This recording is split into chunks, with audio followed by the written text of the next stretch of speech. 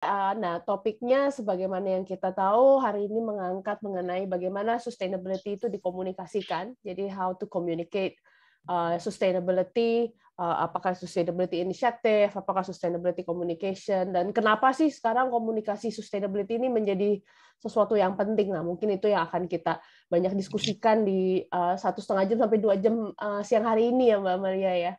Dan mungkin di sesi terakhir nanti kita akan lihat juga beberapa contoh bagaimana sustainability report itu digunakan juga oleh perusahaan-perusahaan big brands, brand-brand besar yang terkenal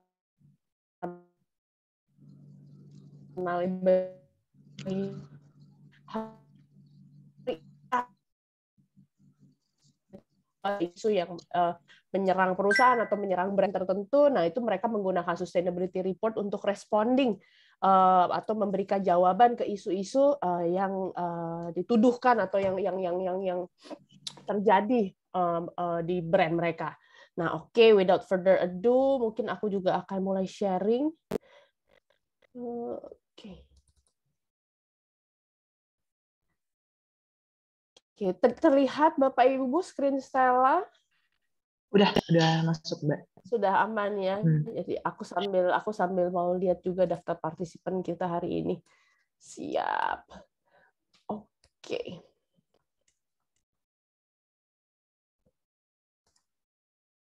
Nah, oke, Bapak Ibu, jadi hari ini kita mau membahas mengenai bagaimana sustainability dikomunikasikan dan juga step by step sebelum kita mengkomunikasikan sustainability itu sebenarnya ada PR-nya dulu harus kita buat. Sebelum ini kita komunikasikan kepada publik, kepada shareholder, ada beberapa hal yang mungkin kita bisa pelajari bersama dan kita diskusikan bersama apa sih step-step itu dalam menyusun sebuah strategi komunikasi sustainability yang pakem gitu kan, yang nah, nextnya mungkin salam kenal. Saya izin memperkenalkan diri dulu nih bagi teman-teman Bapak Ibu yang belum kenal. Nama saya Stella Septania. Aku bareng sama Mbak Amalia ini ada di ICSP juga di NCSR sebagai juniornya Pak Ali untuk ESG sama Sustainable Development. Nah, saya sendiri background-nya dari industrial engineering, teknik industri, lalu ambil business process analysis, dan sejak 15 tahun yang lalu kecemplungnya di dunia sustainability terus nih. Kayak jodohnya emang di sustainability. Nah, itu sedikit mengenai Stella. Salam kenal Bapak Ibu. Nah, ini adalah outline apa yang kita akan diskusikan, mungkin apa yang akan kita sharing dan juga akan kita bahas bersama-sama di siang hari ini nih. Jadi kalau bicara soal komunikasi, soal sustainability, kita harus paham dulu bahwa sustainability ini adalah sebuah perjalanan, it's a journey, it's not a destination. Jadi pasti dan apalagi ilmunya juga masih berkembang ya, bagaimana GHG dihitung, bagaimana social issues terus berkembang. Nah, jadi sustainability ini is a journey, dan kalau di sisi komunikasi itu bagaimana kita mengajak audiens dalam perjalanan ini gitu kan. Jadi mengajak audiens ikut ke cerita sustainability-nya kita itu. Lalu yang kedua, nah tadi itu dia jadi kalau berkomunikasi, kalau kita mengkomunikasikan sesuatu pasti kan kita ada lawan bicaranya. Nah, step keduanya itu untuk menyusun sebuah strategi komunikasi ini kita harus paham siapa audiensnya. Kalau di dunia sustainability pasti audiens ini berhubungan dengan siapa stakeholder kan. Nah, tiap-tiap stakeholder, tiap-tiap audiens pasti punya kebutuhan komunikasi atau kebutuhan informasi yang berbeda-beda. Nah, itu yang nanti akan kita diskusikan juga di siang hari ini. Lalu yang ketiga, kalau kita udah tahu bahwa ini adalah sebuah perjalanan, kita udah paham setiap audiens ini punya kebutuhan informasi atau interest yang berbeda-beda gitu kan. Nah, bagaimana story-nya ini kita kemas gitu. Jadi yang nanti part 3 dari diskusi kita siang hari ini akan mengupas bagaimana kita bisa menyusun sebuah story, cerita, dan juga narasi sustainability ini yang pakem gitu kan, yang terstruktur, yang bisa digunakan baik kita berkomunikasi internal ataupun berkomunikasi eksternal, sekaligus menjadi acuan bagaimana operasional di sebuah perusahaan atau di sebuah organisasi ini menjadi acuan orang operasionalnya juga. Jadi tidak hanya dari komunikasinya, tapi juga operationnya ini bisa dikemas ke dalam salah satu cerita atau satu narasi. Nah, yang terakhir mungkin kita akan bahas sedikit mengenai bagaimana krisis gitu kan. Kalau di industri komunikasi atau para pelaku komunikasi ini biasanya isu manajemen krisis, ada krisis. Nah, ini kita akan kupas sedikit apa sih krisis dan bagaimana sebenarnya kita bisa menggunakan sustainability report yang yang saat ini sudah wajib dan harus disubmit oleh perusahaan setiap tahun itu menjadi salah satu tools untuk sebuah perusahaan atau sebuah organisasi menanggapi isu atau menanggapi handling krisis dan tuduhan atau isu-isu tertentu yang dituduhkan kepada perusahaan mereka. Nah, ini kita ada 2 contoh kalau Stella sudah siapkan untuk kita diskusikan bersama-sama di siang hari ini. Nah, kira-kira itu outline besarnya apa yang akan kita diskusikan di siang hari ini. Mungkin Stella mulai ya. Nah, sebelum kita masuk ke materi-materi yang tadi, mungkin aku ingin memulai sesi hari ini untuk aku mau memprovokasi dulu nih, mau memprovokasi Bapak Ibu dengan sebuah video. Jadi ini video dokumenter, mungkin Bapak Ibu tahu. Ini judulnya The New Corporation, The Unfortunately Necessary Sequel. Sebenarnya ini sequel benar nih, episode 2 nih, season 2-nya dia. Season pertamanya itu tayang di tahun 2003 kalau Stella tidak salah, 2003. Namanya judulnya The Corporation dan itu ada bukunya juga. Ini mereka tuh mempertanyakan atau mengulas bagaimana perusahaan-perusahaan nih dia premisnya itu the pathological way of making profit. Jadi bagaimana karena perusahaan ini mengejar profit tapi mereka menyebabkan negative impact untuk environment, untuk sosial dan untuk konsumen, untuk society. Nah, ini aku pikir 2023 tayang pertama udah selesai, ternyata tahun 2020 mereka mengeluarkan The New Corporation, ini sequel-nya katanya, The Unfortunately Necessary Sequel. Nah, mungkin ini kita provokasi aku mau tayangkan untuk provokasi Bapak Ibu sekalian dulu nih.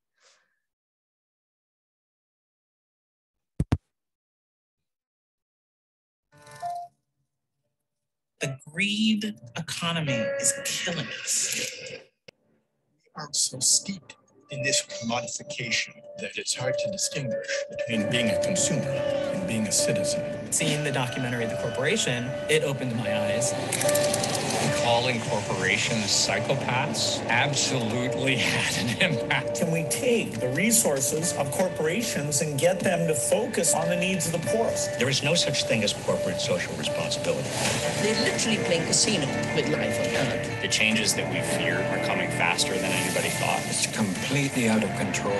Corporations have figured out there are really big business opportunities in these public sectors. Private schools for the poor is a $51 billion a year market. Take the education system, take the healthcare system. That's a direct threat to democracy. Their reach cannot be underestimated. They know everything about us. If we don't push back, we're going to live in a world in which they are governing us privately for the profit motive. One of the largest corporate bailouts with as few strings as possible in American history. Shameful. Global pandemic. What do we do now? Let's do a tax cut. The pandemic revealed that we need to contain corporate power. The democracy is trying to breathe. We can't breathe because of the weight of power in our neck.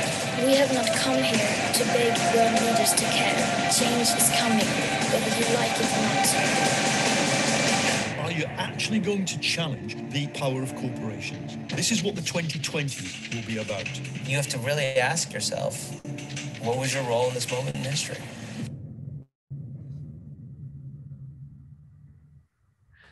Nah, itu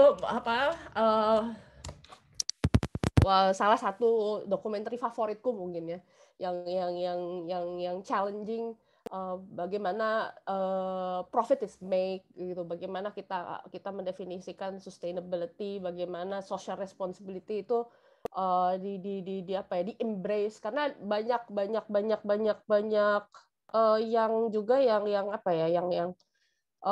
tidak percaya bahwa sebuah perusahaan itu bisa mempunyai sebuah social responsibility karena their main tujuan, the main objective dari perusahaan didirikan adalah profit. Nah, jadi banyak juga skeptics yang skeptical terkait dengan konsep corporate social responsibility. Jadi ini dokumenternya cukup menarik, cukup engaging, dan cukup provokatif. Jadi kalau Bapak Ibu setelah sesi ini mau nonton, ini ada di YouTube ya. Aku kebetulan nanti bisa aku share juga linknya sih kalau misalkan lewat Mbak Amalia kalau tertarik untuk lanjut nih nanti. Soalnya filmnya 1,5 jam, habis nanti waktunya. Nah, oke. Next. Tanpa berlama-lama. Oke, nah ini interaktif aja Bapak Ibu. Kalau misalkan ada pendapat, ada pertanyaan, langsung aja raise hand atau langsung bisa di chat juga. Nanti Mbak Amalia bantu aku untuk monitor. Takut nggak ke monitor chatnya ataupun raise hand-nya. Nah mungkin untuk pertanyaan pertama nih untuk membuka diskusi kita siang hari ini, kenapa sih menurut Bapak Ibu sustainability inisiatif atau sustainability program, sustainability aspirasi, target itu harus dikomunikasikan. Kira-kira kenapa ya? Kenapa? Supaya apa yang sudah kita lakukan itu bisa diketahui oleh publik ya Bu ya, terutama stakeholder kita. Karena kita kan membuat report itu pasti ada stakeholder yang akan disasar kan. Misalnya buyer, misalnya customer, atau lagi sebagainya. Customer nggak akan tahu kalau kita nggak punya report gitu kan. Jadi apa yang sudah kita lakukan itu kan dituangkan dalam suatu report. Nah, report itu makanya perlu dikomunikasikan dengan baik dan jelas. Gitu. Ya. Kira-kira kenapa Pak? Kenapa mereka harus tahu tuh kenapa sih Pak Indra? Ya karena mereka kan pasti membutuhkan data-data ya Bu ya. Dari perusahaan kita misalnya, apakah perusahaan kita sudah menjalankan sustainability dengan baik, informasi itu kan kita tuangkan dalam report itu kan ya. Jadi saya pikir makanya report itu kan disusun, ada standarnya ya, ada standar-standarnya misalnya GRI atau lain sebagainya ya, atau SASB dan lain sebagainya. Nah di report itu kan jelas kan dituangkan, jadi nggak perlu tanya ke orang yang lagi, dan itu pun bisa kita akses misalnya karena biasanya laporan sustainability itu kan di-share di website ya, jadi untuk publik jadi bisa sewaktu-waktu tanpa harus bertanya, jadi kita tinggal masuk websitenya, kita dapat informasinya seperti itu. Jadi supaya buyer kita yakin kalau kita perusahaan atau organisasi yang seluruh punya stakeholder kita yang stakeholder kita ini yakin lah ya kalau kita ini benar-benar serius dan komitmen ke sustainable development gitu ya Pak Indra ya. Nah, stakeholder macam-macam. Dan mereka mau berhubungan mau kerjasama sama kita gitu ya Pak Indra. Oke, ada pendapat lain? Terima kasih Pak Indra. Mungkin ada pendapat lain dari teman-teman, dari Bapak Ibu sekalian? Tadi yang pria, mungkin sekarang yang ibu-ibu, yang wanita jangan mau kalah nih. Kan kita kalau sustainability harus gender balance ya. Ya ibu-ibu mungkin yang wanita aku berikan kesempatan, ada yang mau berpendapat? Kenapa sustainability harus dikomunikasikan atau kenapa komunikasi sustainability ini menjadi penting? Nado? Itu Bu, untuk menginformasikan langkah-langkah perusahaan apa yang sudah dilakukan Bu kepada stakeholder. Dan wujud komitmen dari suatu perusahaan terhadap stakeholder, Bu. Oke, sebagai komitmen kita ya, terhadap stakeholder. Oke, nah, masuk ke partner journey. Jadi simpen dulu tadi jawaban Bapak-bapak. Nah, ini jawabannya nih Pak. Jadi menurut beberapa survei, juga beberapa jurnal yang diterbitkan, itu mengapa sekarang sustainability communication itu menjadi penting. Ini ada beberapa alasan kenapa perusahaan-perusahaan ini mulai aktif mengkomunikasikan sustainability mereka. Jadi pertama, mereka mau inspire other gitu kan. Mereka mau set the benchmark, mereka mau jadi inspirasi, mereka mau ngajak sektornya atau lebih banyak perusahaan juga untuk melakukan apa yang mereka lakukan. Karena kalau kita sepakat bahwa sustainable development ini tidak bisa dikerjakan sendiri gitu kan. This is not a war that we can win by ourselves. Jadi ini harus rame-rame, harus bareng-bareng. Jadi kita harus inspire other. Yang kedua itu, nah ini yang tadi Bapak Ibu sudah banyak sebutkan, itu yang kedua. Yang ketiga ini untuk investor biar confidence, biar mereka yakin mereka mau bekerja sama atau mereka mau berinvestasi di perusahaan kita atau di negara kita. Nah, apalagi sekarang kita kalau Bapak Ibu baca di koran kan lagi hot lagi nih Tesla maju mundur kan. masuk enggak Indonesia nih apa bener nggak ESG-nya dijaga. Nah ini kan juga mereka belum confidence amat nih kelihatannya sama kita, bener nggak kalau saya beli nikel dari Indonesia alam environment-nya nggak dirusak karena mungkin nikel mining kita kurang bagus. Nah itu kan ada tuh investor belum confidence. Nah jadi ini juga menjadi salah satu tools untuk mendapatkan confidence atau kepercayaan dari investor dan juga stakeholder trust. Nah tadi Pak Indra sama Pak siapa tadi aku lupa yang kedua, itu juga untuk memperoleh kepercayaan dari para stakeholders kita kan. Jadi yang berikutnya, kenapa sustainability inisiatif atau sustainability itu dikomunikasikan baik itu dalam bentuk report ataupun bentuk yang lain, itu untuk mendapatkan social license to operate. Jadi untuk masyarakat sekitar, untuk konsumen itu social license itu jadi penting kalau sekarang. Lalu yang keempat, berikutnya yang kelima adalah untuk lead, untuk menjadi unggul di kompetisi. Jadi ini kalau di dunia sekarang ternyata sustainability inisiatif atau sustainability strategi ini bisa menjadi competitive advantage ternyata, ya kan? Nah, berikutnya tentu saja at the end of the day, kenapa sustainability dikomunikasikan itu untuk membangun reputasi dan juga legacy. Nah, jadi urusannya ini kalau urusan sustainability communication adalah urusan reputasi, kalau urusan komunikasi. Membangun trust, membangun reputasi, dan juga membangun legacy. Nah, kalau legacy itu apa ya bahasa Indonesia? Tapi diterjemahkan jadi warisan juga nggak tepat, di legacy. Nah, oke. Nah, next.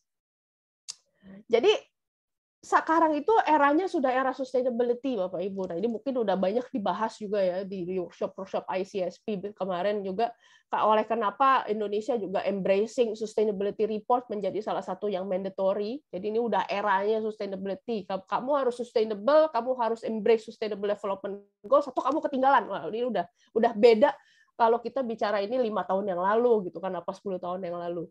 Nah, ini ada beberapa fakta kenapa kita sebut saat ini adalah eranya sustainability, karena semakin banyak perusahaan ini menjadikan sustainability ini menjadi core ya. Tidak hanya something yang nice to have, tapi jadi core vision dan core business modelnya mereka. Nah, ini aku ambil contoh dari 500 Fortune 500 companies tuh, udah ada 215 perusahaan terbesar di dunia itu udah punya sustainability goals yang terukur ya, di bidang renewable energy, waste management, sampai produk-produknya juga sudah ke arah ke sana. Nah, lalu yang kedua faktanya, sustainability dengan market atau menghadirkan market opportunity sebesar $1 triliun. Nah, ini hitungannya gimana, kita mesti tanya sama BCG. Ini kebetulan aku ngambilnya dari BCG, Boston Consulting Group punya survei. Nah, lalu yang ketiga, eranya sustainability ini juga ditandai oleh perubahan paradigma dari stakeholder. Nah, bisa direpresentasikan di sini ada 78% dari customer, dari karyawan sama investor itu udah menganggap sustainability ini penting. Jadi sudah menjadi salah satu consideration mereka waktu mereka mengambil keputusan. Apakah saya akan bekerja dengan perusahaan ini atau tidak? Itu salah satunya adalah sustainability juga gitu kan, menjadi consideration. Nah, ini kan dia bilang di US, di UK, sama di East Asia. Nah, mungkin aku belum keburu masukin, tapi ada survei terbaru di Indonesia oleh Alfara. Nah, itu juga menyatakan bahwa Gen Z, salah satu topik atau yang paling penting, yang karakteristik Gen Z itu adalah mereka peduli isu lingkungan dan sosial.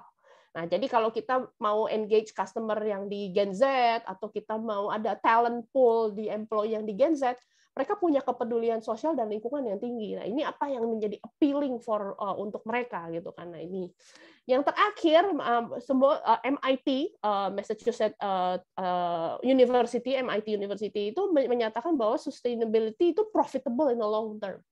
Nah, ini kenapa kita sebut nih welcome to the era of sustainability nih Bapak Ibu.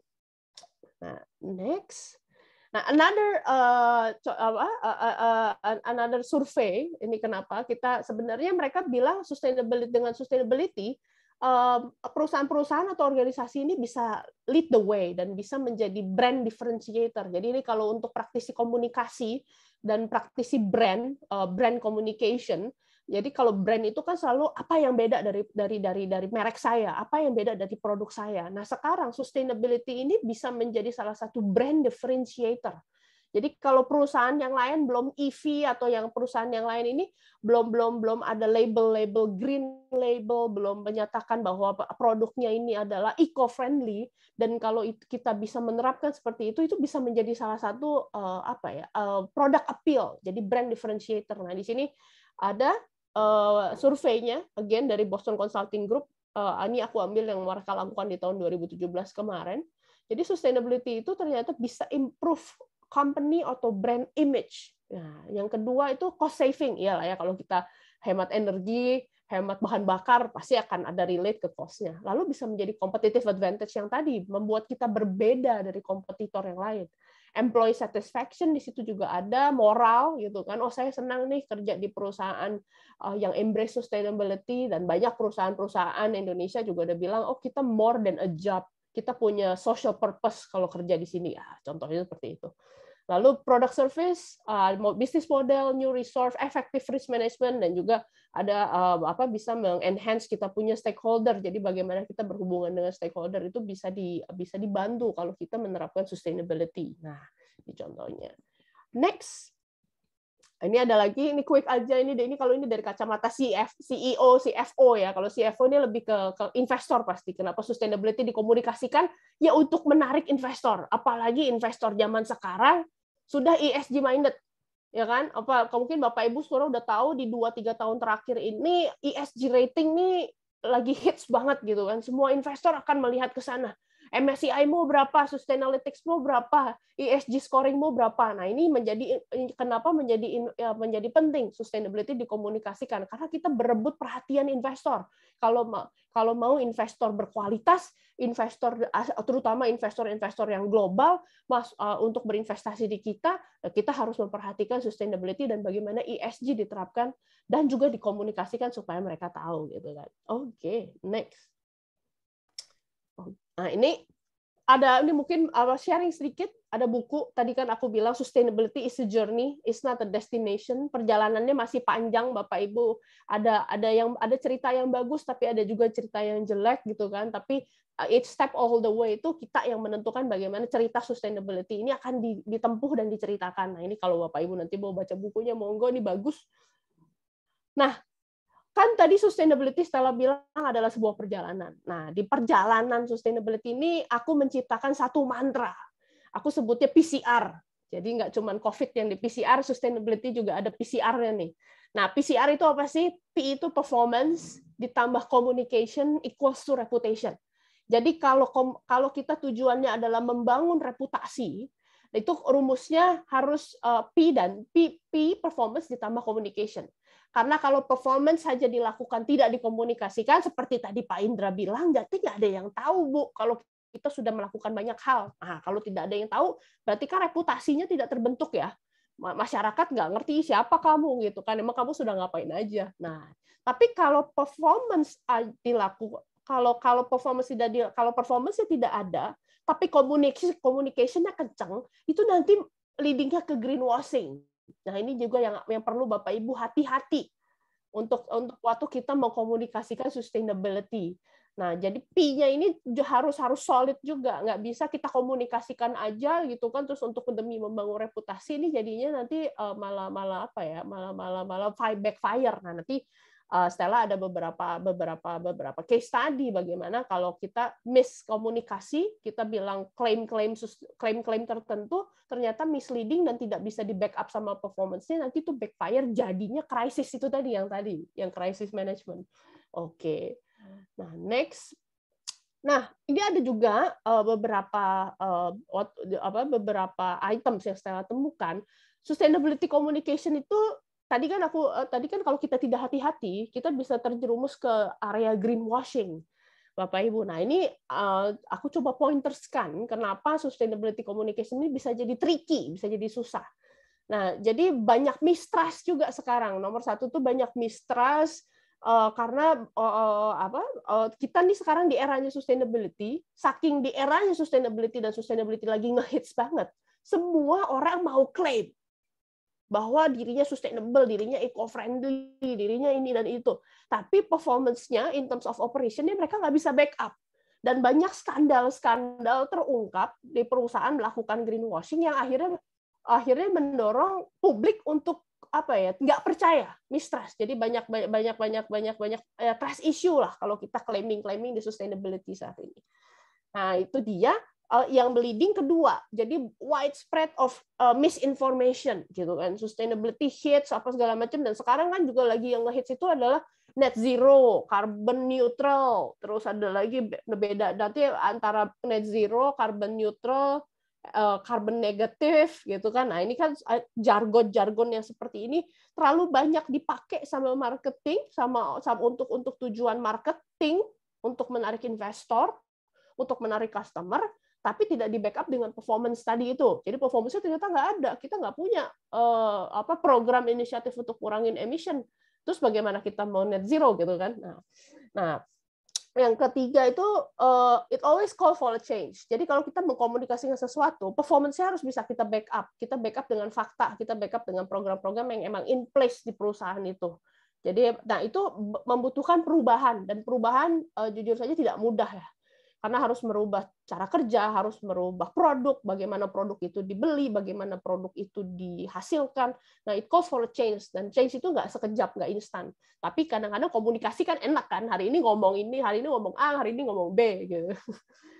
Nah, positive impact itu juga sangat hard untuk kita bisa buktikan ya, Bapak Ibu. Mungkin nanti bisa in another session itu mungkin ada SRI gitu kan, social return on investment, dan bagaimana itu bisa sebenarnya social impact itu bisa kita ukur tuh gimana sih. Nah, ini juga akan menjadi salah satu tricky. Jadi kenapa sustainability communication ini tidak semudah kelihatannya. Kita nggak bisa main klaim-klaim aja. Kita harus perhatikan belakang-belakangnya ini supporting argument atau supporting proof point kita kuat atau tidak. Dan kalau kita bilang, oh kita udah positive impact nih, kita udah mengangkat kualitas hidup masyarakat di kota A gitu. Nah, itu kan berarti kita harus bisa buktikan apa buktinya. Masyarakatnya ini meningkat kualitas hidupnya karena ada kontribusi sosial oleh perusahaan XXX. Nah, itu kan juga, nah ini dia nih positive impact-nya seperti apa nanti bisa dibuktikan ya. Nah, kembali ke mantra tadi, mungkin Bapak Ibu, terus kalau performance tuh gimana, communication tuh gimana sih gitu kan.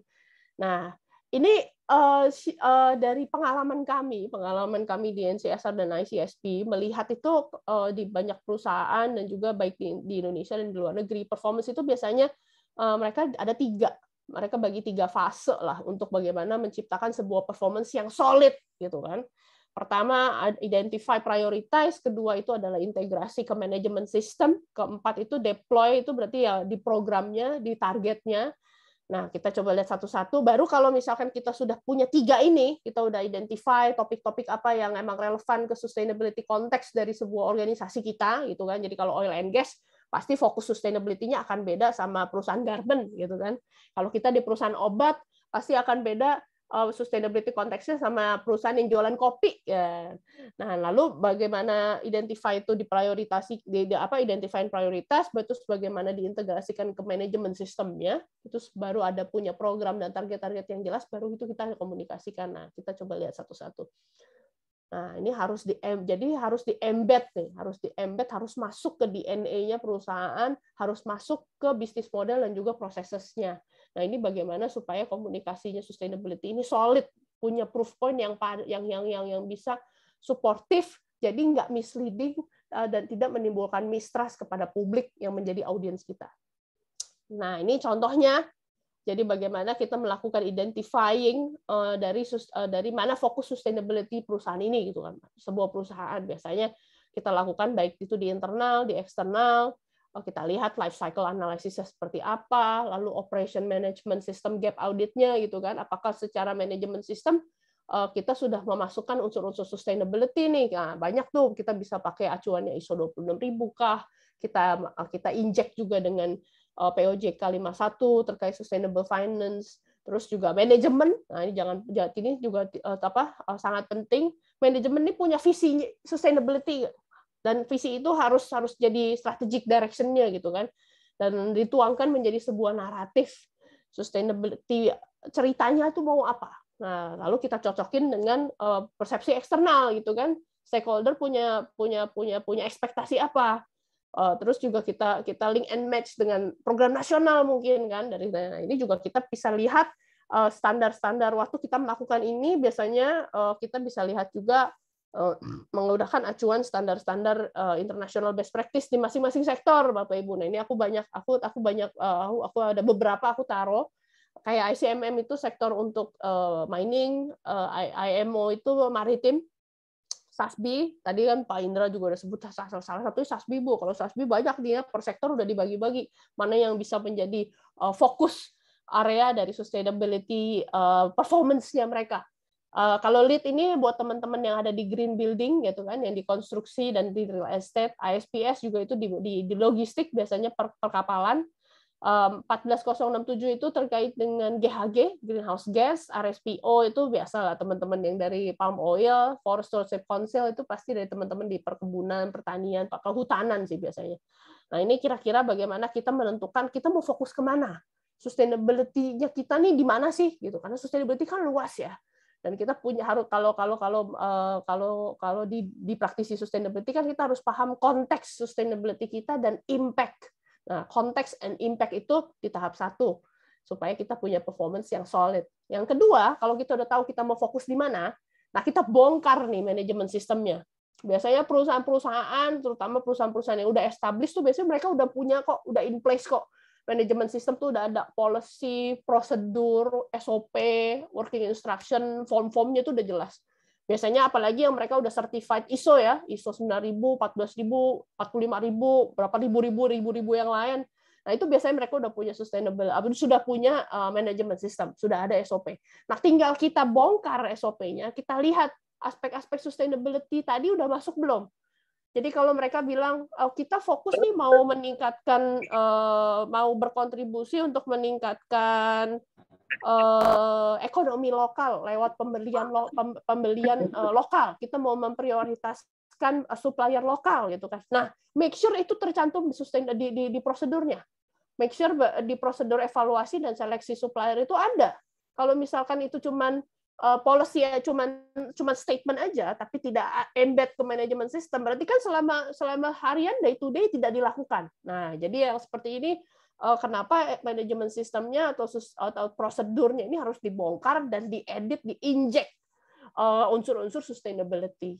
Nah, Bapak Ibu ada pertanyaan dulu mungkin sampai sini tadi? Belum?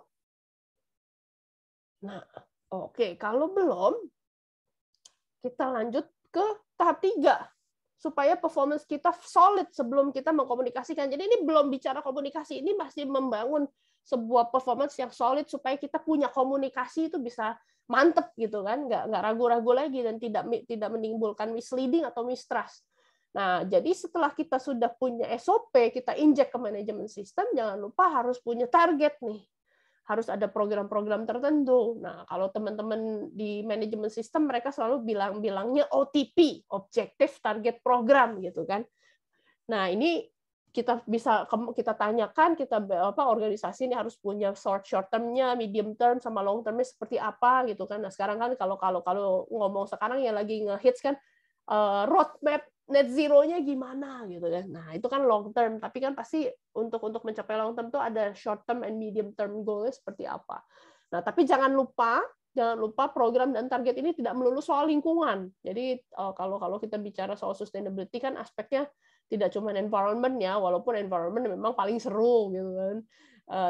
Tapi ada aspek sosial di situ, ada aspek governance di situ, ada aspek bisnis juga, ada aspek supplier, ada aspek customer, ada aspek produk juga di situ. Jadi, nah ini juga harus kita perhatikan, harus menyeluruh dan kalau bisa setiap orang itu atau setiap departemen yang ada di sebuah organisasi itu terlibat.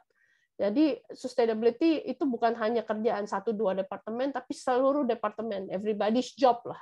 Karena setiap departemen kan punya stakeholder sendiri-sendiri. Dan juga punya isunya sendiri-sendiri, pasti punya objektif target programnya sendiri-sendiri. Nah, ini kira-kira seperti ini.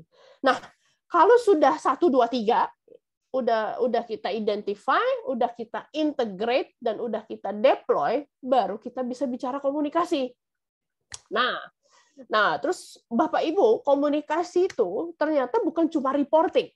Jadi annual report, sustainability report itu adalah hanya salah satu bentuk dari bagaimana kita mengkomunikasikan sustainability. Jadi strategi komunikasi ini kan banyak. Nah, kita mungkin nanti bisa ngomong kalau bicara sama perusahaan, ini biasanya dihandle sama tim corporate communication gitu kan. Nah, terus juga kita juga perlu melibatkan orang marketing communication yang produk. Nah, mengkomunikasikan sustainability ini channelnya banyak. Bisa PR, public relation activities, bisa media activities kayak press conference, event, lewat press release-nya kita, terus kita ajak media visit sama gathering, ada one-on-one interview. Nah, waktu kita misalkan mengajak media untuk mengunjungi site atau mengunjungi kantor, nah ini bisa menjadi ada pesan-pesan sustainability atau pesan-pesan program sustainability yang bisa kita komunikasikan. Jadi ini satu. Yang kedua itu ada thought leadership. Thought leadership itu speaking opportunities. Jadi kayak misalnya CEO atau perwakilan dari perusahaan ataupun perwakilan dari organisasi ini menjadi pembicara di platform-platform yang mengusung tema sustainability gitu kan. Nah, sekarang kan lagi banyak platform atau side events dari B20 dan G20. Dan kita tahu sendiri B20 dan G20 ini sangat kiblatnya sangat SDGs. Nah, itu bisa menjadi salah satu platform di mana kita bisa juga tampil, bisa tampil dan bisa mengkomunikasikan apa yang sudah dilakukan oleh perusahaan, oleh organisasi untuk berkontribusi ke perjalanan Sustainable Development Goals Indonesia. Nah, itu bisa. Ini salah satu contohnya thought leadership. Yang berikutnya adalah internal communication. Nah, ini juga sangat penting. Jadi selain berkomunikasi keluar, jadi dengan audiensnya investor, buyer, terus government gitu kan, regulator. Kita jangan melupakan kita juga harus berkomunikasi ke dalam atau mengkomunikasikan sustainability itu ke karyawan. Nah, karyawan ini penting nih. Apakah mereka juga bisa dilibatkan atau kita bahkan tidak hanya komunikasi yang lewat verbal ataupun lewat foster, lewat himbauan, lewat training sustainability, tapi kita juga bisa bikin program volunteering. Jadi kayak misalnya program sukarela yuk, jadi karyawannya dilibatkan, apakah itu untuk mengajar, apakah itu untuk bersih-bersih di mana gitu kan. Nah, ini jadi menimbulkan supaya spirit sustainability itu juga meresap gitu kan, karena pasti yang melakukan day to day untuk tiap-tiap objektif target program tadi, SOP yang udah kita susun kan juga karyawan, dan karyawan ini juga harus punya semangat yang sama bahwa sustainability ini memang harus di-embrace dan harus dilakukan oleh perusahaan. Karena kalau misalkan mereka tidak dikomunikasikan dengan benar, banyak yang masih beranggapan bahwa ini beban tambahan gitu kan. Saya ini udah kerjanya udah banyak, sekarang saya suruh ditambah ngitung emisi gitu kan. Nah, ini. Jadi mereka juga harus paham kenapa sih ini dilakukan, kenapa ini penting, dan kenapa kontribusi kalian-kalian ini penting. Nah, inilah posisi pentingnya internal communication untuk topik sustainability. Nah, baru yang keempat, ini kan yang tadi Bapak Ibu sudah banyak sebutkan, corporate reporting di sustainability report. Nah, ini salah satu contohnya, udah wajib ya sekarang ya. Nah, berikutnya ini yang sangat menarik juga, kita bahkan bisa menggunakan sosial media. Sosial media ini sebagai salah satu channel komunikasi. Apakah itu mau sosial media atau mau microsite atau mau bikin ini kita bisa have fun sebenarnya. Apakah kita mau bikin kita punya sustainability report 200 halaman gitu kan. Aduh, kalau mau baca pasti pusing.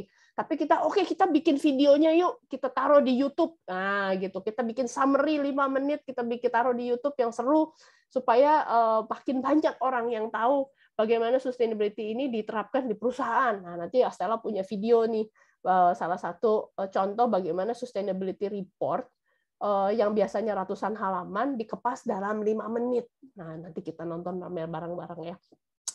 Nah, yang ketiga, yang terakhir, bahwa ini bisa juga menjadi tools bagaimana kita menghandle isu manajemen. Jadi kita udah punya, karena kita sudah melakukan banyak aktivitas komunikasi, kita juga punya arsip-arsipnya. Nah, kita punya historical data untuk membackup perusahaan atau untuk membackup organisasi waktu dihadapkan oleh isu gitu. Nah, oke. Ada pertanyaan dulu Bapak Ibu, aku lihat ada chat sebentar, aku cek chatnya.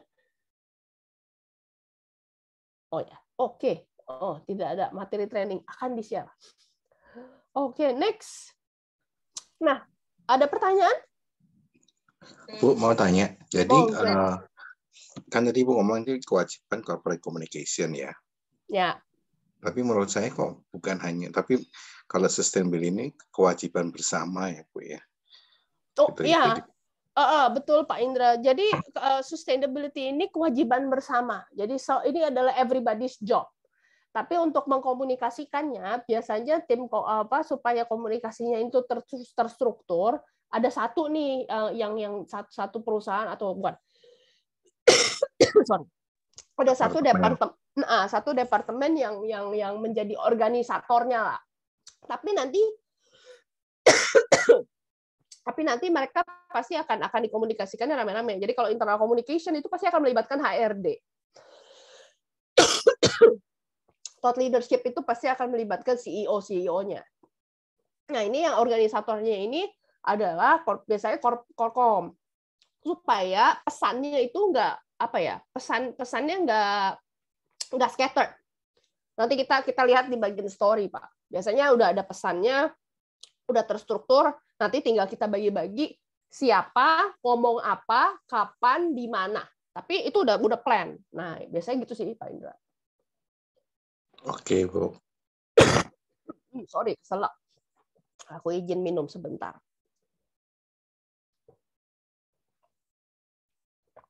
Tapi benar Pak Indra, sustainability ini semua orang harus terlibat. Jadi bukan cuma satu departemen aja, walaupun ya pasti ada satu departemen yang menjadi organisatorisnya gitu kan. Tapi setiap departemen tuh punya andil sustainability masing-masing. Jadi kayak HRD udah pasti isunya isu ketenaga kerjaan. Kalau marketing udah pasti isunya isu konsumen sama isu produk. Ya kan? Kalau tim GCG, tim compliance itu udah pasti terkait dengan legal dan juga kepatuhan. tim HSE udah pasti environmental dan K3 gitu kan. Nah, ini udah bagi-bagi tugas lah, Pak. Oke, nah next setelah kita tadi the journey ya kan dalam sebuah perjalanan sustainability ada mantranya PCR. Yang tadi P-nya kita udah full, UPAS, terus juga communication-nya kita udah tahu bahwa komunikasi juga banyak nih, nggak cuma corporate report ternyata gitu kan, kita bisa menggunakan yang lain-lain juga. Kita next-nya ini di audience. Di audience itu berarti how you communicate, jadi bagaimana kita berkomunikasi, apa yang kita komunikasikan, jadi apa pesannya, kapan kita berkomunikasi itu depends. Jadi bisa tergantung audiensnya siapa. Nah, mungkin Bapak Ibu yang udah fasih dalam menyusun sustainability report kan pasti tidak asing dengan tabel stakeholder kan. Nah, itu kurang lebih itu. Jadi waktu kita menggunakan communication approaches, jadi apapun komunikasinya, bagaimana kita berkomunikasi, pasti target audiensnya beda-beda. Jadi, nggak bisa menyamakan satu cara berkomunikasi dengan semua target audience. Nah, apalagi kita orang Indonesia gitu kan. Pasti kalau ada local wisdom, kearifan lokal, kalau di daerah-daerah tertentu cara berkomunikasinya ada approach tertentu, nah itu silakan digunakan. Nah, lalu tiap target audiens ini juga pasti punya kebutuhan informasi yang berbeda-beda. Jadi kalau regulator pasti terkait dengan compliance gitu kan, bagaimana udah fulfill belum kita semua. Kalau investor sama lenders sama kreditors pasti lebih tertarik dengan angka-angka gitu kan, lebih tertarik dengan angka-angka. Nah, mungkin ini salah satu contoh yang lagi hit sekarang kalau kita menyusun sustainability report. Kalau investor sama lenders biasanya mereka lebih suka menggunakan kriteria itu yang TCFD atau SASB. Tapi kalau yang lain nih kayak customers, employee, NGO, regulator, pokoknya yang non investor dan non lenders itu mereka lebih sukanya yang kayak model-model GRI atau CDP. Nah, kenapa? Karena kalau TCFD ataupun SASB itu mereka lebih ke outward in. Jadi bagaimana isu-isu sustainability mempengaruhi financial bottom line perusahaan. Nah, kan kalau TCFD kan bagaimana climate change bisa mempengaruhi perusahaan punya financial performance. Nah, bedanya itu angle-nya agak beda. Kalau angle-nya GRI dan CDP, bagaimana aktivitas perusahaan mempengaruhi atau berdampak terhadap lingkungannya, berdampak kepada sosialnya. Nah, jadi dari satu itu dari luar melihat ke dalam, yang satu lagi dari dalam melihat keluar. Nah, ini nih. Jadi aku sering ditanya soalnya, Bu, kita bikin sustainability report atau kriterianya apa ya?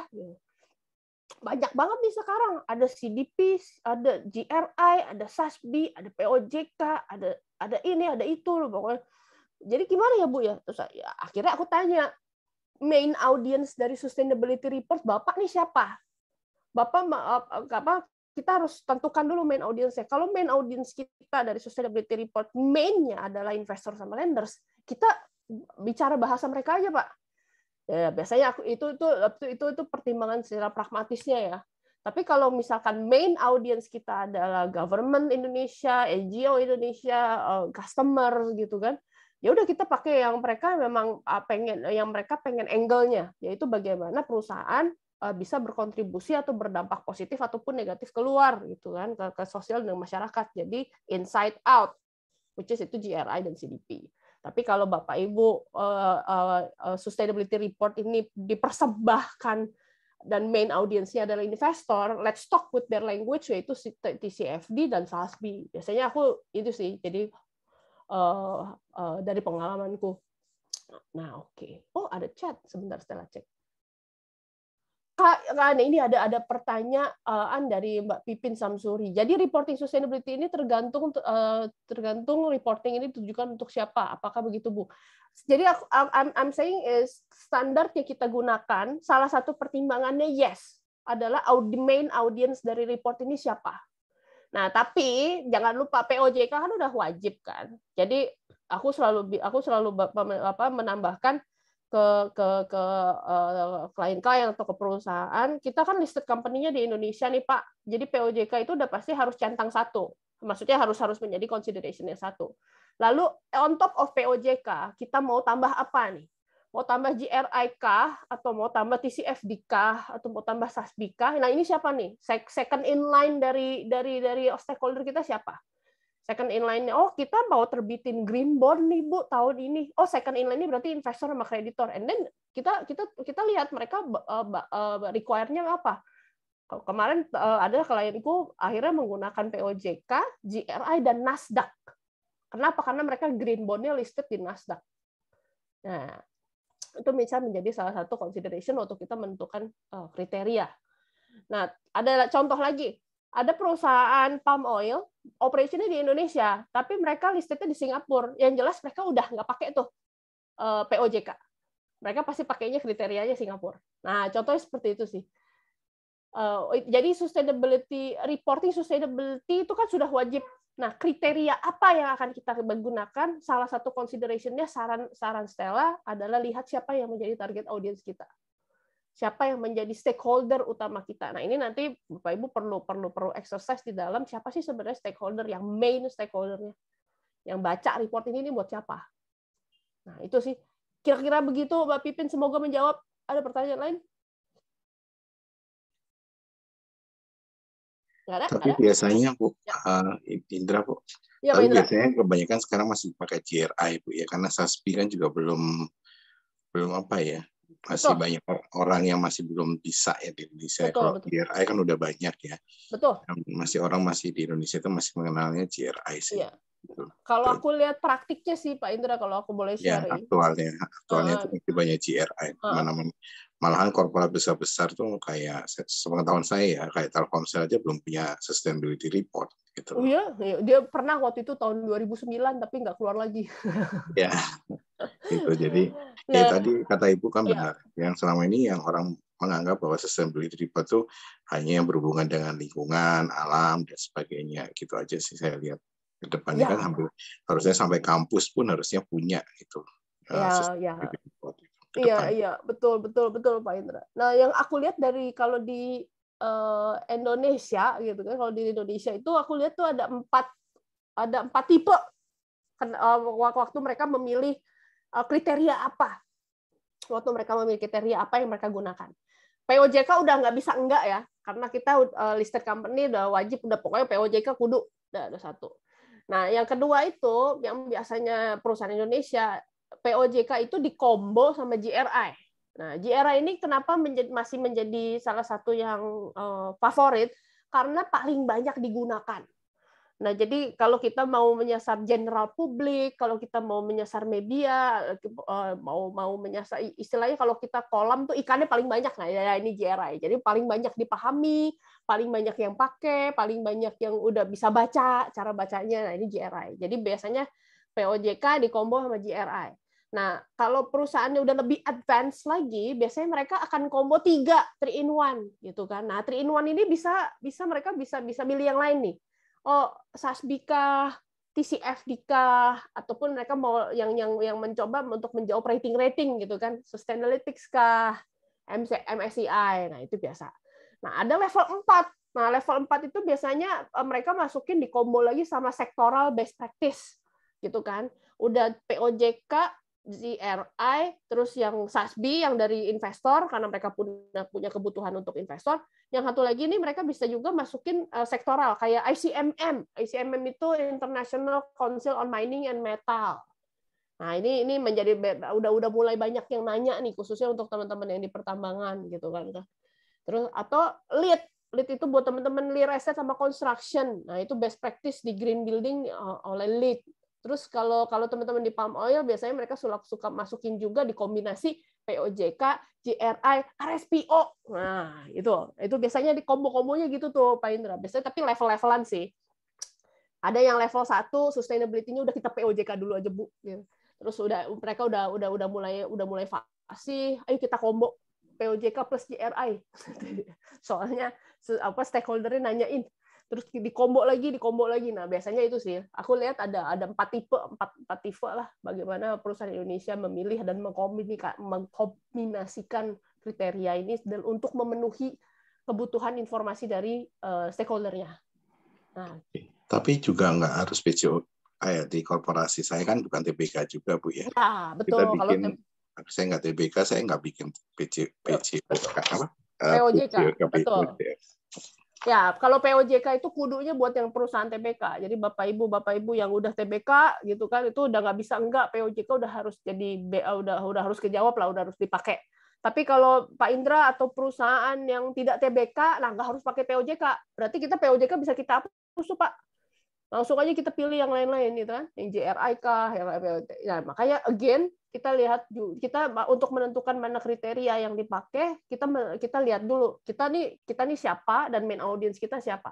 Kalau kita bukan TBK berarti kan nggak ada main audience OJK dan regulator di situ. Berarti kita bisa coret POJK-nya. Makasih. Sama-sama. Ini ada Pak Kenny. Ardila, TCFD dan SASB yang membedakan dengan GRI apa? Kalau ada yang mau mengungkapkan SDGs, masuknya ke SR atau AR. Oke, aku satu-satu dulu ya. TCFD dan SASB yang membedakan dengan GRI apa? Itu kriterianya sih, Pak Kenny. Jadi kalau GRI itu ada set of kriteria, terus cara penggunaannya juga agak beda. Sebenarnya sih lebih straightforward. Kalau SASB itu mereka ada matriksnya. Jadi kalau misalkan kita di sektor, jadi SASB itu ada sektor-sektoral. Nah itu nanti mereka udah ada guidance-nya sendiri. Jadi apa data yang harus diungkap di sektor tersebut tuh udah ada. Itu SASB. Kalau TCFD itu angle-nya agak beda. Kalau TCFD itu angle-nya adalah kalau kita kan ini sekarang climate change dihadapkan ya, kita dihadapkan oleh climate change. Climate change itu adalah resiko yang udah real. Sekarang nanti climate change sudah real. Nah, kalau TCFD itu ceritanya gini, kalau lu dihadapkan dengan climate change, perusahaan Anda udah siap belum? Sudah siap belum untuk menghadapi climate change? Untuk menghadapi climate change istilahnya gini. Kita diminta sama TCFD, jadi kalau Pak Kenny menggunakan TCFD, kita harus melakukan yang namanya climate risk climate related risk scenario. Nah, jadi kita harus menilai nih, misalnya kita punya aset, gitu kan? Kita punya aset banyak. Nah, dari aset-aset kita, mana yang resiko terhadap climate change? Apakah resiko terhadap kenaikan permukaan air laut, terhadap extreme weather, bisa kebanjiran. Nah, dari aset-aset ini, kalau terhadap climate change itu mereka rentan, kan akan berimpact ke financial. Apakah kita aset itu harus kita pindahin, harus kita demolish, jadi harus kita bongkar. Nah, kalau aset itu dibongkar atau dipindahin, pasti kan akan ngefek ke productivity. Nah, urusannya udah urusan financial and operation impact tuh. Nah, kalau TCFD lihatnya begitu. Kalau GRI kan lihatnya, oke, energi pakai berapa, air pakai berapa, program masyarakat apa, ada compliance-nya gimana, gitu kan. Nah, jadi seperti itu tuh Pak Kenny. Semoga menjelaskan ya. Kalau nggak menjelaskan, nanti kita 3 SKS lagi sama saya soal TCFD, SASB, dan GRI. Tapi biar nanti kalau ada waktu, I'll get back to this. Kalau ada yang mau mengungkapkan SDGs, masuknya bisa ke SR atau ke AR. Sebenarnya dua-duanya bisa, cuman memang paling relevan ke sustainability ya, sustainability report. Walaupun nanti kalau Bapak Kenny lihat annual report kalau di POJK yang terbaru, kalau Bapak Kenny adalah perusahaan TBK, di POJK yang terbaru, POJK memperbolehkan annual report dan sustainability report itu jadi satu, integrated. Nah, kalau misalkan posisi annual report-nya integrated, pasti SDGs-nya masuk jadi satu. Nah, kalau praktiknya saat ini SDGs-nya itu banyak masuk ke SR. Karena memang banyak ceritanya dielaborasi di SR yang bisa dikaitkan dengan Sustainable Development Goals. Kira-kira gitu Pak Kenny. Aku punya pertanyaan lagi dari Pak Hari. Pada saat ini yang wajib membuat SR hanya perusahaan publik. Apakah kedepannya juga perusahaan non-publik diwajibkan untuk membuat SR? Kalau dari OJK-nya sendiri sih saat ini belum ya Pak. Belum ada rencana seperti itu untuk mengikat perusahaan non-publik saat ini. Cuman aku nggak tahu. Mungkin kalau misalkan mereka mau mewajibkan perusahaan non-publik untuk menerbitkan sustainability report, itu kayaknya nanti mereka harus ganti regulasinya di undang-undang PT ya malah ya.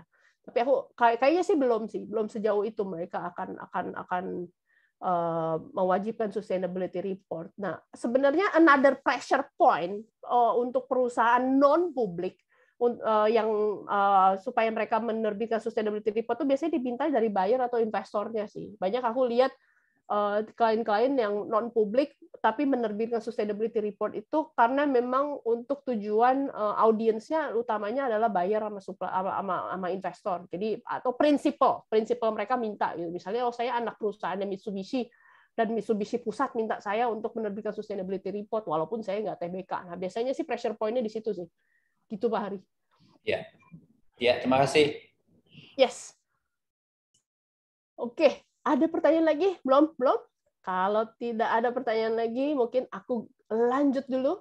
Nah, melanjutkan yang tadi, kenapa kita mengkomunikasikan gitu kan, kita target audiensnya siapa? Nah, ini ada beberapa contoh yang aku coba kumpulkan.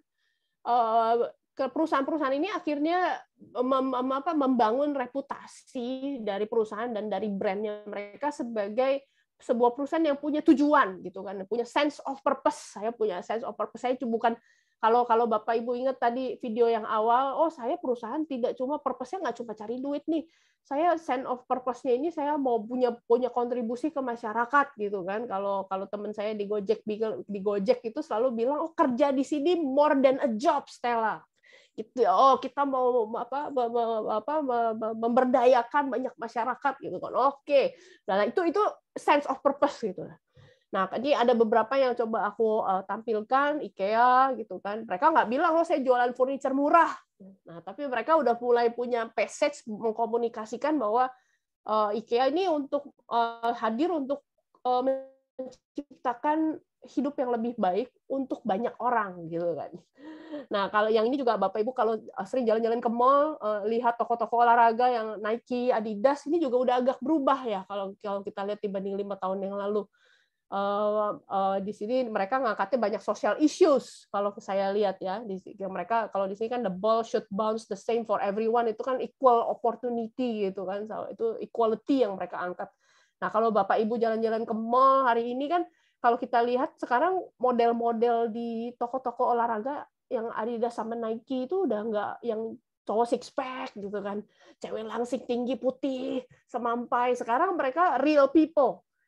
Even kalau yang kita tahu kalau Bapak Ibu baca berita di tahun ini kan yang Victoria's Secret Angels itu yang cewek-cewek cantik itu karena mereka udah ganti, udah nggak pakai angels yang bentuknya langsing dan yang cantik gitu kan, yang tinggi. Nah, sekarang mereka pakai real people with real shapes, jadi berbagai warna, dari berbagai ras, dari berbagai ethnicity.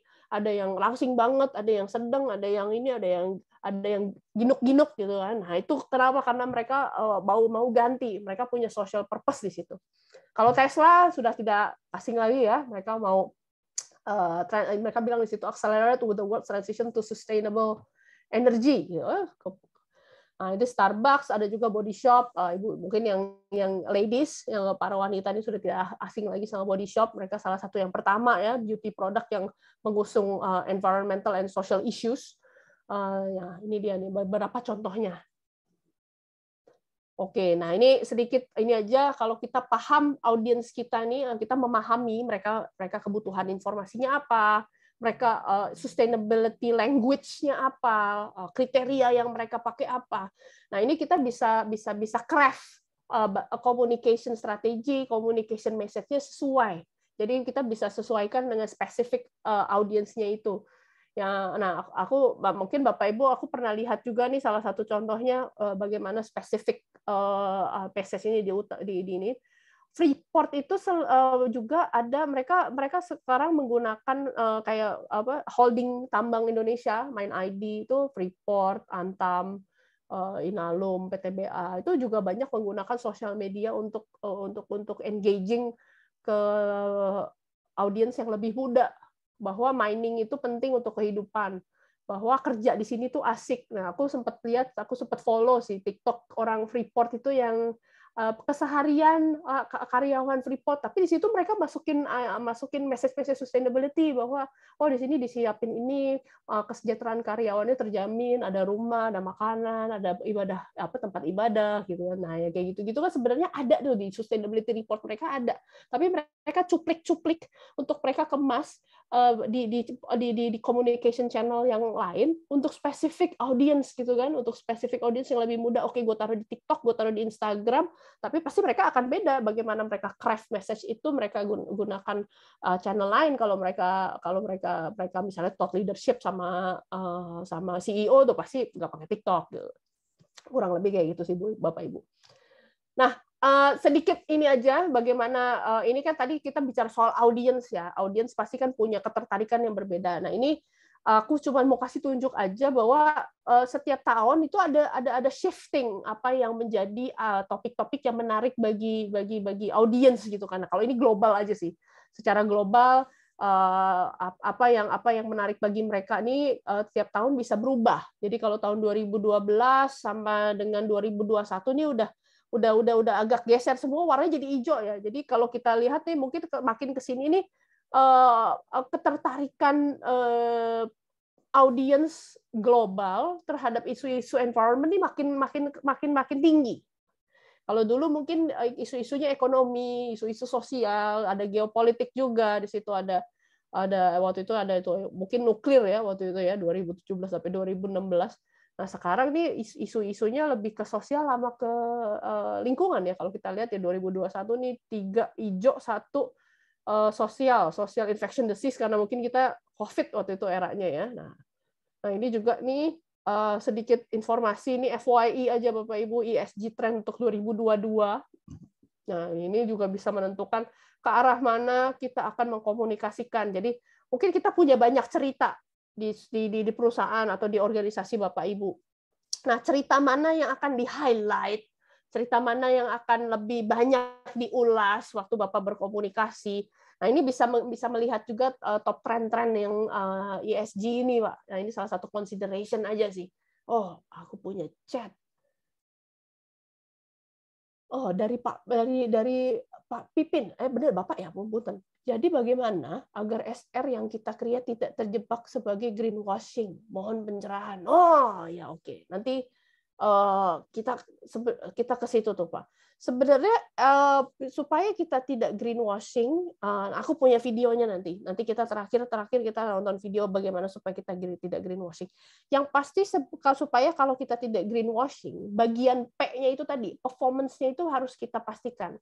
Dan kita juga kalau kita mau buat klaim atau kalau kita di communication pasti ada klaim nih, net zero, carbon neutral, make sure klaim-klaim yang kita mau gunakan itu net zero ataupun carbon neutral ataupun NDPE, no deforestation, no pit, no exploitation, itu punya bukti objektif. Nah, itu dia. Jadi ada implementasinya, ada bukti objektifnya, ada target, ada program, ada policy-nya. Nah, kalau kita cuman klaim-klaim aja, tapi tidak bisa dibuktikan sama bukti objektif, dalam kurung proof point-nya kita nggak kuat, better jangan ditulis di SR. Karena nanti kalau ditanya, kita tidak bisa pertanggungjawabkan. Nah, selama kita bisa memberikan bukti objektif dari klaim yang kita tulis di Sustainability Report, silakan ditulis. Tapi kalau kita tidak bisa kasih bukti objektifnya, jangan ditulis. Daripada nanti krisis gitu. Kurang lebih gitu sih Pak Pipin, singkat ceritanya. Singkat tips and triknya. Nah, ada pertanyaan dulu mungkin sampai di sini sebelum aku geser ke part 3 The Story. Mungkin ini akan menjadi seru nih bagaimana kita mengemas cerita. Kalau Oman aku lanjut dulu. Oke. Tadi kan kita udah bahas mengenai the journey, kita udah bahas mengenai the audience, jadi kita udah tahu nih, oke, ada performance yang harus kita bangun, ya kan? Kita harus siapkan bukti-bukti objektifnya dulu sebelum kita komunikasikan secara luas. Terus kita juga udah tahu, oh nih setiap stakeholder saya sukanya apa aja nih, interest point-nya gimana. Saya udah tahu mana-mana aja stakeholder-nya. Mereka lebih condongnya ke cerita apa gitu kan, mereka lebih suka highlight story yang mana, topik-topik mana aja yang menjadi interest para masing-masing stakeholder. Nah, terus kan kita harus punya satu cerita yang terstruktur, yang bisa satu cerita yang umbrella gitu kan, yang menaungi cerita perusahaan ini apa sih. Kayak tadi kan kalau di perusahaan-perusahaan yang tadi kita kasih contoh kan, ada tuh IKEA ini ceritanya, Starbucks ceritanya kan, ada ceritanya responsible beauty kalau kata bukan Starbucks, Body Shop. Nah, Body Shop is a story about responsible beauty. Nah, berarti kan kita harus punya satu structured story, structured key message yang supported sama performance ESG sama target-target kita tadi. Nah, jangan sampai greenwashing nih, jangan sampai cuma bluffing aja, tapi kita bisa support dengan bukti objektif. Nah, ini ada contohnya nih, kita ke key message tadi kan, berarti kita harus bikin message-nya nih ya, bikin ceritanya nih. Nah, ini ada tips and trick nih Bapak Ibu, ada tiga tips and tricks. Yang pertama, kita harus tahu kita nih ceritanya mau kemana. Jadi narasinya apa sih ceritanya? Jadi Bapak Ibu perlu decide, perlu memutuskan cerita apa yang ingin diutarakan. Jadi, saya nih ceritanya cerita tentang, kalau cerita tambang nih cerita tentang kehidupan, cerita tentang pembangunan peradaban, nah kan, nah kayak gitu-gitu tuh, aja harus ada seperti itunya juga. Nah, make sure Bapak yang perlu dipastikan bahwa story yang Bapak Ibu ingin ciptakan atau Bapak Ibu ingin utarakan ini in line dengan sustainability context dan juga impact yang paling materialnya gitu kan. Nah, ini harus aja kalau kita bicara soal industri makanan, pasti kan sustainability konteksnya ini soal nutrisi, soal kesehatan, soal pertumbuhan, soal ini kan pasti nutrisi, well-being, kesehatan ini. Nah, itu jadi itunya harus dapat dulu, harus kita bayangkan. Yang kedua, kita harus develop, aku tulisnya di sini umbrella naratif sama key message pilar. Jadi harus ada angle-angle sama informasinya tuh harus bisa di ini. Nah, ada contohnya nanti Bapak Ibu di belakang. Lalu yang ketiga, kita harus support gather support our facts. Nah, ini menjawab pertanyaannya Pak Pipin tadi. Bagaimana supaya kita tidak terjebak sama greenwashing. Jadi waktu kita merumuskan story angle, kita mau cerita apa gitu, kita turunkan ke masing-masing sub cerita.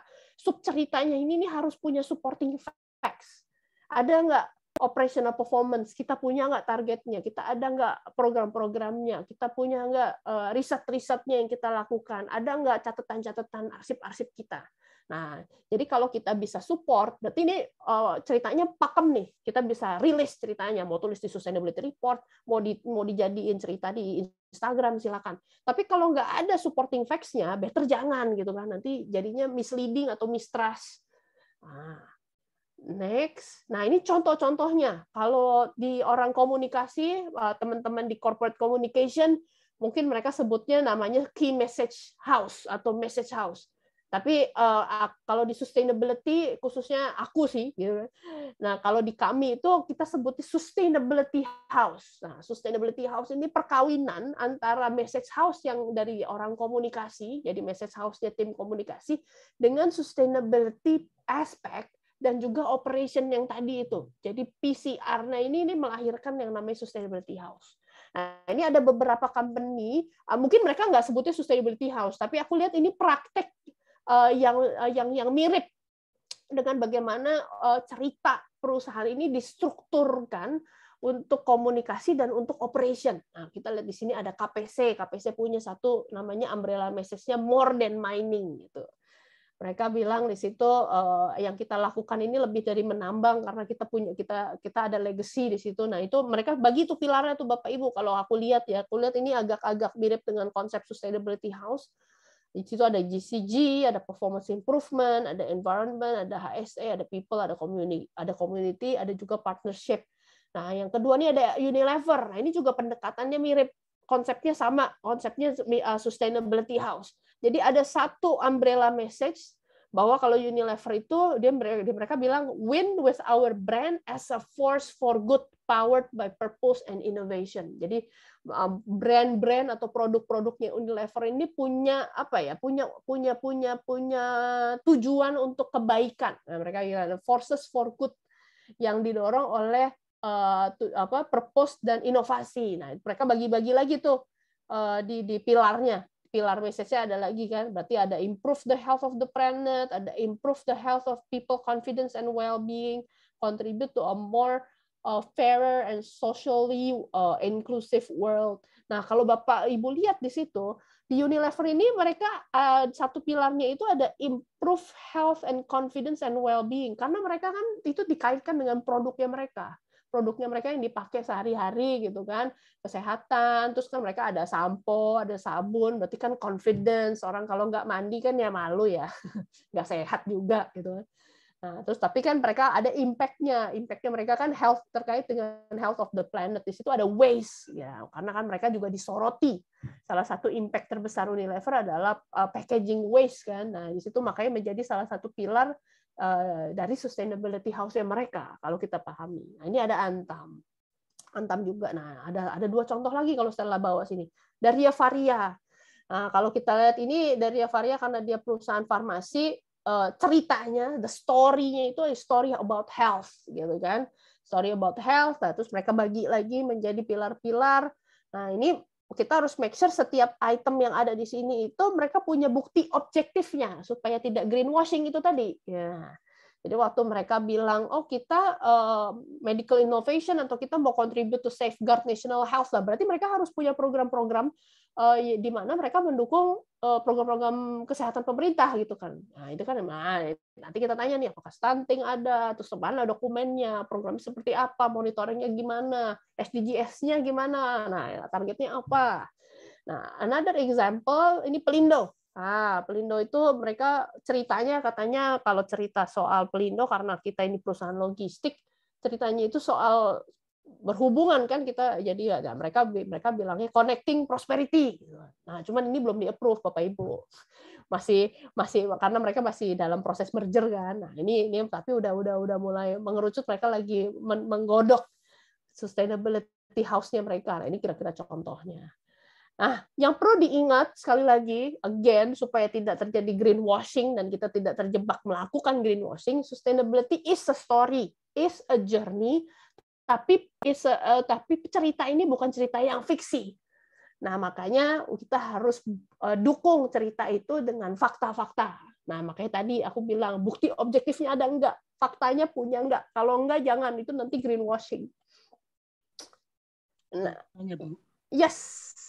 Bu, tadi disampaikan bahwa kita untuk menyampaikan supaya tidak terarah menjadi greenwashing harus ada fakta. Artinya bahwa, taruhlah kita mau mengedepankan aspek lingkungan. Fakta kita sudah melaksanakan terkait pengelolaan lingkungan dengan baik. Apakah kita perlu meng-approve bahwa pelaksanaan tersebut sudah diakui secara eksternal? Contoh, mungkin kalau di lingkungan kan di kita ada semacam proper. Ya. Apakah kita sudah dengan proper itu atau tanpa proper? Kalau kita sudah menjalankan pengelolaan lingkungan dengan baik, apakah itu sudah cukup? Bagaimana? Ya, benar Pak. Jadi Pak Pipin, kalau memang kita ada sertifikasi eksternal, it helps. Itu membantu untuk meyakinkan bahwa kita udah kredibel nih. Apa yang kita lakukan sudah diverifikasi oleh pihak eksternal. It helps. Jadi kalau bicara soal perspektif publik, kalau bicara soal kredibilitas yang ingin kita bangun, kalau emang kita punya sertifikasi eksternal itu sangat membantu. Jadi biasanya kalau nggak proper, apakah ISO 14000, apakah kita misalnya UPL, LPL, ya ini udah direview sama tim dari kementerian ini, melibatkan NGO A, NGO B, bekerja sama dengan universitas ini dan universitas itu biasanya itu diungkapkan tuh Pak. Biasanya itu diungkapkan di sustainability report untuk validate, untuk memvalidasi, untuk validate, untuk meningkatkan credibility apa yang kita lakukan. Nah, itu biasanya dilakukan, itu bisa juga. Nah, karena kalau misalkan ya kita lakukan ini secara review internal gitu, nah ada aja yang pasti skeptis, ini mah bisa-bisaannya kalian gitu kan. Nah, itu sih gitu Pak Pipin. Jadi it helps. Jadi kalau udah di-certify, udah kita mengajak, walaupun tidak sertifikasi proper misalnya, ataupun kita tidak sertifikasi ISO, tapi misalnya kita untuk melakukan ini, untuk membantu kita memverifikasi, kita melibatkan masyarakat sekitar, melibatkan akademisi, mengajak kerjasama universitas, ada NGO yang kita libatkan, itu bisa juga jadi salah satu angle-nya Pak Pipin. Ya, makasih Bu. Sama-sama. Ada pertanyaan yang lain, Bapak Ibu? Belum? Nah, again, kembali ke Sustainability House tadi, jadi things to keep in mind. Jadi kalau Bapak Ibu, saya juga mau coba bikin, jangan mau kalah mau Unilever, gitu kan. Nah, ini ada beberapa item yang mungkin harus masuk ke dalam Sustainability House. Yang pertama itu ada strategi besarnya, yang tadi, ya kan, to win with our brand. Kita mau jadi more than mining. Kalau holding pertama di Indonesia, dia selalu bilang dia kalau nggak salah strategi utamanya itu for civilization, for prosperity, and a brighter future. Itu tuh strategi utamanya. Jadi tujuan, the big purpose-nya itu jadi strategi. Itu story to tell-nya bahwa kalau bicara soal mining itu adalah kehidupan, mining itu adalah peradaban, mining itu adalah prosperity. Ya, itu kalau Mind ID, ya, itu mereka udah bikin. Lalu harus dituangkan ke dalam pilar-pilar kan. Area fokusnya apa aja? Nah, itu yang tadi yang pilar ada 4, ada 7, ada 5, KPC ada 7. Dari Varia punya 4, Pelindo ada 5. Nah, ini bagaimana supaya sustainability-nya itu diterapkan. Di operation-nya, di bisnisnya, di tata kelolanya, bagaimana mereka di HRD-nya, di lingkungannya, di K3-nya. Nah, ini pilar nih, ini bisa jadi pilar nih. Produknya, nah itu bisa juga. Lalu setiap pilar itu harus punya target. Kalau ya kan, nah sekarang kan selalu banyak ditanya nih sama investor asing. Targetnya apa Indonesia kalau terhadap sampah? Targetnya apa Indonesia mau net zero gitu kan? Kita 2030, kita 2040, Indonesia kapan? 2060, 2070, 2050. Nah, jadi gitu. Targetnya apa? Berapa banyak mau dikurangi? 30% kah? 5% kah? 7% kah? Karena kalau komitmen program tanpa target tuh kayaknya kentang gitu kan, kenyang tanggung, kurang gigit. Nah, itu yang diharapkan sama banyak stakeholder internasional khususnya untuk kita bisa state target yang jelas kapan apa yang mau kita lakuin gitu kan. Ibaratnya kalau ibu-ibu nih, kalau saya target kalau mau diet ya harus ada targetnya dong. Kalau enggak gimana? Mau ngurangin berat badan tapi nggak mau nimbang gitu kan. Nah, lalu progres. Kalau kita udah ada target berarti kan kita tahu progres kita. Oh, ini kita udah 50% tercapai, udah 60% tercapai. Oh, apa yang harus kita improve lagi? Nah, itu cycle continuous improvement-nya jadi bergerak gitu kan. Kalau nggak ada target ya istilahnya kita punya mimpi tapi nggak bangun dari tempat tidur gitu kan, ya mimpi aja terus. Nah, itu kira-kira Sustainability House. Nah, sebelum kita masuk the crisis, apakah ada pertanyaan dulu nih dari Bapak Ibu? Belum ya? Aku masih punya waktu kan ya, Mbak Amalia? Masih, Mbak Stella, lanjut aja. Lanjut ya. Nah, sebelum kita masuk the crisis, mungkin tadi aku mau kasih tunjuk satu video, itu yang sustainability report, tapi mereka bentuknya ini dalam bentuk video. Mereka buat ini dari Virgin Media. Mereka kemas video ini untuk melaporkan apa pencapaian-pencapaian mereka. Nah, ini mereka excerpt-nya dari sustainability report. Sebentar, aku share screen-nya ganti dulu.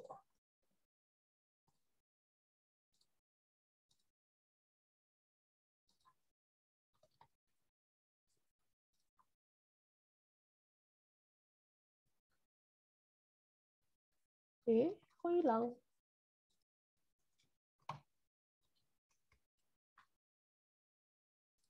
Oke. Oops, sebentar. Share screen.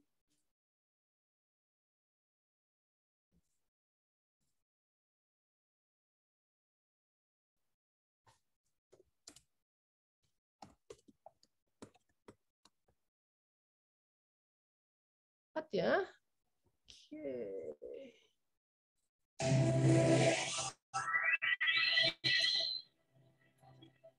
Okay, ready?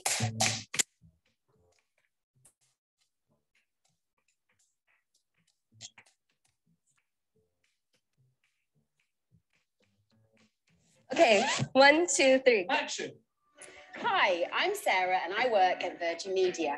We're passionate about giving people the best digital products and services today, and we're committed to making sure what we leave behind is good for people and the planet. We want to show you what we got up to in 2010 to become a more sustainable business. But no story is complete without the hard numbers.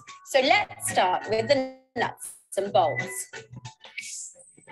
We're a business with almost 10 million customers, over 12,000 employees, and 186,000 kilometers of network. That's enough to wrap around the world 5 times. We're a big operation, so it's important we're open about how we impact society. In 2010, we started by focusing on some essential sustainability challenges. We call them the business as usual bits. And we set ourselves some specific targets to improve. Like these. We're trying to create a more diverse and inclusive workforce, so we promise to make sure every team reporting into our group executive committee contained a female. And we did it. That's 7 teams with a senior female executive on board. We asked every supplier to sign our supplier code of conduct to ensure that we're working together to meet our sustainability challenges. And as you'd imagine, at Virgin Media, we have loads of suppliers. And so far, over 80% of those that came through our procurement department have signed up to the code. It's taken longer than expected, but it's full steam ahead until we meet our target. To make sure we're on track to becoming a low-carbon business, we've set a long-term target to reduce our carbon footprint by 15% before 2015. In 2010, our target was to reduce this footprint by 3%. We measure the carbon emissions produced by things like our diesel generators, the fuel used by our fleets, and the electricity we use. In 2009, our carbon footprint was around 312,000 tons. Even though emissions from our fleet increased and we missed our target, our latest calculations tell us that in 2010, our overall carbon footprint was around 298,000 tons. That's nearly 5% smaller than in 2009. A big chunk of our carbon footprint comes from the energy we need to power our network, which is roughly the equivalent to running 52,000 homes a year. Compared Compared to 2009, our energy consumption in 2010 was down by over 3%. This reduction came from doing things like being more efficient in the way we call our network hubs and using more energy-efficient technology in our offices. We also add up the emissions from our customers who use our products and services in their homes too. The energy used to power our set-top boxes and modems produced a carbon footprint of around 475,000 tonnes in 2009 and 565,000 tonnes in 2010. This increase was because so many more customers signed up to our services. But every little change we make counts. Take our latest HD set-top box. It has a low-power standby mode and uses up to 60% less energy than our older boxes. We also set ourselves a target to recycle 25% of total waste at sites with recycling facilities. With the help of these little monsters, in 2010, we recycled over 50,000 tonnes of office waste. That's 27.4%, which means we exceeded our targets. Beyond the business as usual stuff, there's another, even more exciting agenda that will be a priority for us in 2011 and beyond. It's all about understanding how our digital technology provides social benefits for people. This will generate lots of interesting things we need to measure on issues like internet security and protection for our customers. How we're transparent about the way we manage our network. This will show why people can feel safe and confident in discovering all the benefits that digital technology brings. But we've already put those benefits to good use for communities that need our help. Just like Virgin Media Pioneers, which we launched in 2010. It's a website that helps young entrepreneurs like me get their business idea off the ground by learning from each other and business experts in the know. So far, over 1,000 pioneers and over 30 experts have already signed up. There'll be lots more stuff like this happening in 2011. But for now, we'd like to say a big thank you to everybody who's helped us on our sustainability journey so far. Because it really does all add up.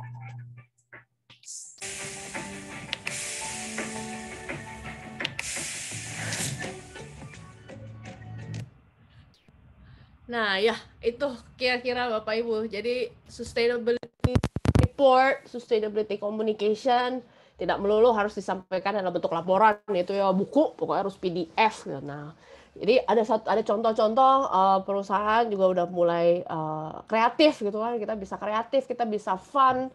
Kalau boleh cerita itu aku ambil dari Virgin Media, UK base. Jadi dia headquarter-nya di Inggris.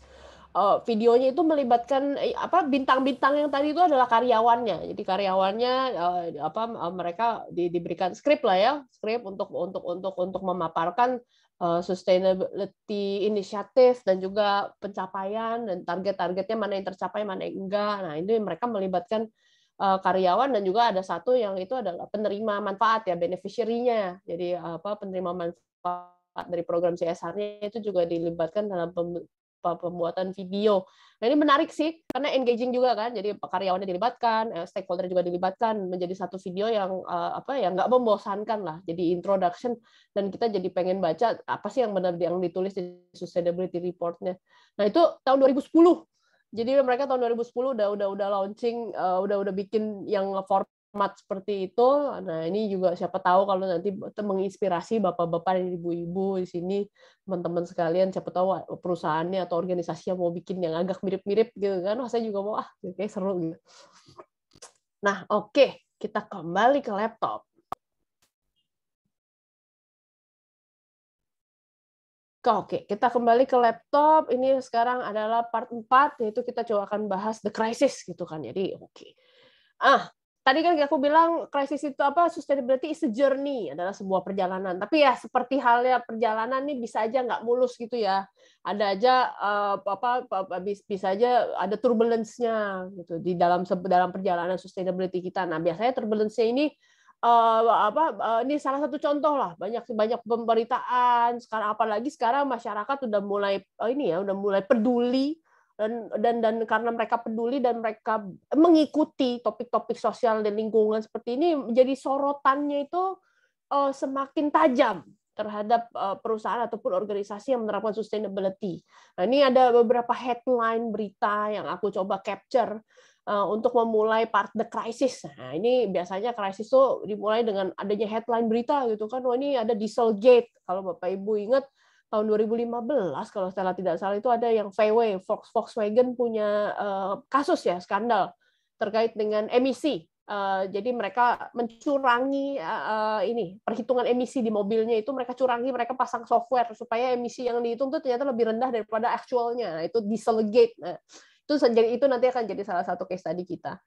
Lalu juga sekarang NGO kan juga sangat aktif ya. Nah, ini ada beberapa NGO terus aktif menerbitkan publikasi menyoroti isu-isu lingkungan dan sosial. Ini ada salah satunya. Aku lupa ini apa ya, Jatam ya, jaringan tambang. Terus juga isu-isu seperti K3 juga kayak longsor. Terus bagaimana sertifikasi dicabut gitu kan. Terus juga terkait dengan kasus-kasus korupsi, pengadaan barang dan jasa. Ini juga pencemaran lingkungan. Nah, ini banyak menjadi headline, mewarnai headline pemberitaan. Nah, jadi PR krisis itu apa gitu? Sebuah krisis itu terjadi apabila sebuah insiden meningkat scale-nya nih, meningkat daya perhatian publik terhadap sebuah insiden ini menjadi center of attention. Kalau bahasa orang sekarang jadi viral, ya kan? Jadi pusat perhatian, baik itu di pemberitaan. Terus media nanya-nanyain, nelfon-nelfonin banyak apa, dan juga government nih nanya-nanyain gitu kan, dari telepon kita tiba-tiba ditelepon sama OJK, apa kita ditelepon sama kementerian, apa kita ditelepon sama media terkait dengan insiden tertentu yang terjadi di organisasi kita. Itu satu gejala-gejalanya sebuah krisis. Yang kedua, gejala sebuah krisis karena kita jadi viral gitu kan, attention insiden negatif ini menjadi pusat perhatian banyak orang, dibahas banyak orang, diungkap di media dan segala macam. Jadi impacting business opportunities. Jadi investor udah mulai gerah. Wah, kenapa kemarin gitu kan? Buyer udah mulai gerah. Saya nggak mau beli lagi lah kalau kamu bakar hutan mah gitu. Nah, jadi impacting ada impact bisnisnya. Yang ketiga, lowering public perception. Public perception jadi persepsi publik terhadap perusahaan jadi jelek, gitu kan? Jadi wah kemarin kamu ini ya, wah ini perusahaan pembakar hutan nih, saya ini gitu. Nah itu jadi public perception-nya jadi buruk. Nah lalu yang terakhir tentunya pasti bisa mempengaruhi profit loss dari sebuah bisnis, gitu kan? Impact-nya pasti ujung-ujungnya adalah ada impact financialnya di situ. Nah ini kita mengkategorikan krisis seperti ini. Jadi gejala-gejalanya. Jadi waktu ada insiden yang menjadi publik, baik itu melalui media ataupun sosial media, yang dapat berdampak terhadap public image, public perception, public reputation, sehingga dapat mengancam keberlangsungan bisnis, mengancam profit and loss, pendapatan, itu kita sebut sebagai krisis. Jadi dalam kurung aku bilangnya PR krisis karena public kan, public relation crisis, PR krisis. Nah ini case study sebuah PR krisis yang dampaknya lumayan nih. Waktu itu, nah ini Bapak Ibu nanti bisa cari, ini banyak dokumenterinya juga yang membahas Volkswagen. Kalau penggemar Netflix, bahkan ada satu episode terkait dengan ini, kalau nanti cari aja di Netflix namanya Dirty Money. Episode pertama tuh soal Volkswagen. Nah, itu terkait dengan Dieselgate. Nah, itu gara-gara ini menjadi highlight, lalu diselidiki, ketahuan bahwa mereka curang dan mereka harus membayar denda. Kalau nggak salah dendanya triliunan lah ya ini ya. Tuh, 12,2 triliun. Nah, ini kategorinya PR crisis. Selain mereka dikenakan denda, orang juga menjadi ragu untuk membeli Volkswagen kan, produknya ya bener apa enggak, kemarin kan lu curang, masang-masang software apa gitu kan. Nah ini, ada contoh, ini perusahaan di Indonesia, kalau tadi kan di Amerika, ini kebetulan di Indonesia. Kemarin aku ini random search aja, ada satu perusahaan kelapa sawit, basisnya di Korea, lembaga dicabut sertifikasinya, tiba-tiba dicabut sertifikasinya sama FSC, Forest Stewardship Council, karena ketahuan membakar hutan. Nah, ini juga ada dokumenterinya. Nah, ini juga sempat menjadi pusat perhatian di beberapa media, terutama media di Indonesia. Kalau nggak salah yang lumayan kencang tuh BBC, Kompas, itu juga lumayan meliput mengenai ini.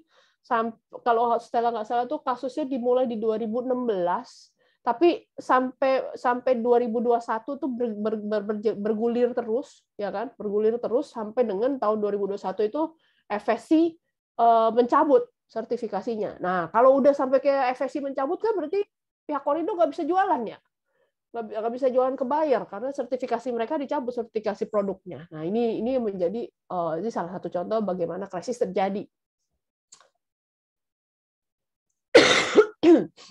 Nah, sebenarnya Bapak Ibu, nah di sini kita mau coba diskusi, kita mau coba lihat bahwa kita bisa menggunakan sustainability report kita untuk menjawab atau untuk memberikan tanggapan respons perusahaan dalam menghadapi sebuah krisis. Nah, kita lihat contohnya bagaimana ini dilakukan oleh Volkswagen.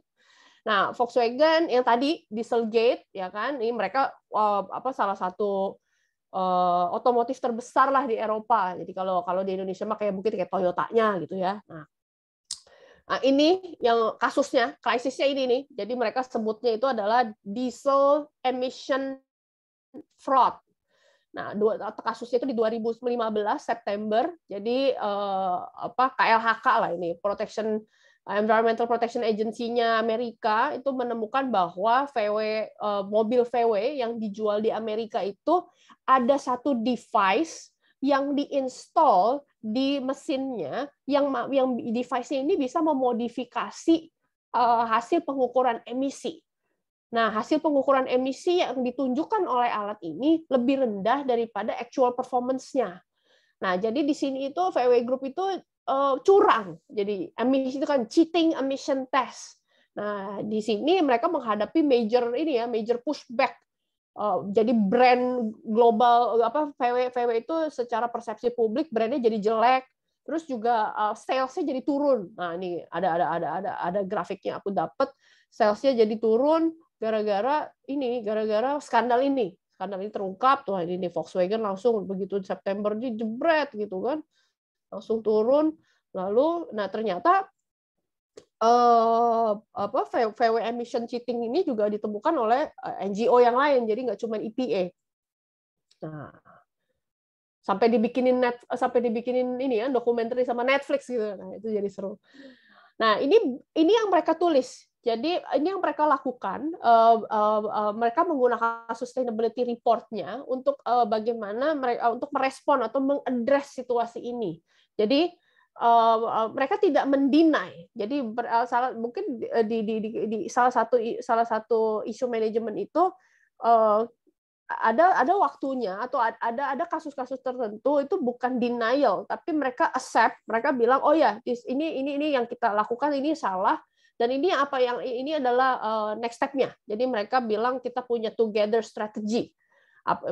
Mereka mau ini adalah masalahnya bukan masalah environment, tapi masalah yang lebih dalam di VW adalah corporate culture. Mereka bilang ini adalah corporate culture, compliance sama internal control mechanism-nya yang mereka lemah. Mereka akui itu, mereka tulis itu di sustainability report-nya.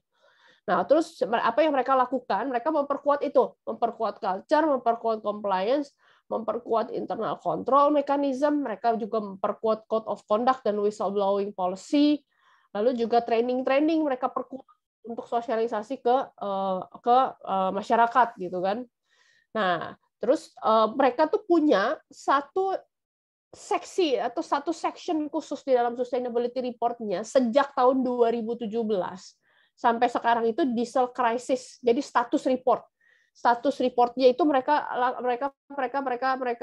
masukin ke dalam sustainability report. Jadi mereka bisa update ke pembaca atau ke stakeholder apa yang sudah mereka lakukan dari 2015, 2016 diketahuan, 2017, 2018 selanjutnya apa yang mereka sudah lakukan. Nah, itu mereka masukin khusus ke dalam sustainability report-nya ada satu section diesel crisis status report. Nah, ini contohnya. Aku coba ambil screenshot. Nah, ini juga. Nah, ini yang masuk ke dalam sustainability report-nya mereka juga. Jadi mereka keep update apa yang sudah mereka lakukan supaya diesel crisis, kecurangan-kecurangan itu tidak terjadi lagi. Nah, ini dia nih, mereka bilang integrity jadi fokus program. Ada 6 action areas, di sini mereka masukin 6 action areas, stakeholder engagement, mereka lebih terbuka, lebih mengundang stakeholder, lebih transparan. Terus juga quick fix-nya, jadi secara teknisnya itu mereka mengadakan emission fix activities, jadi software-nya diupdate, injektor katalisatornya juga diganti.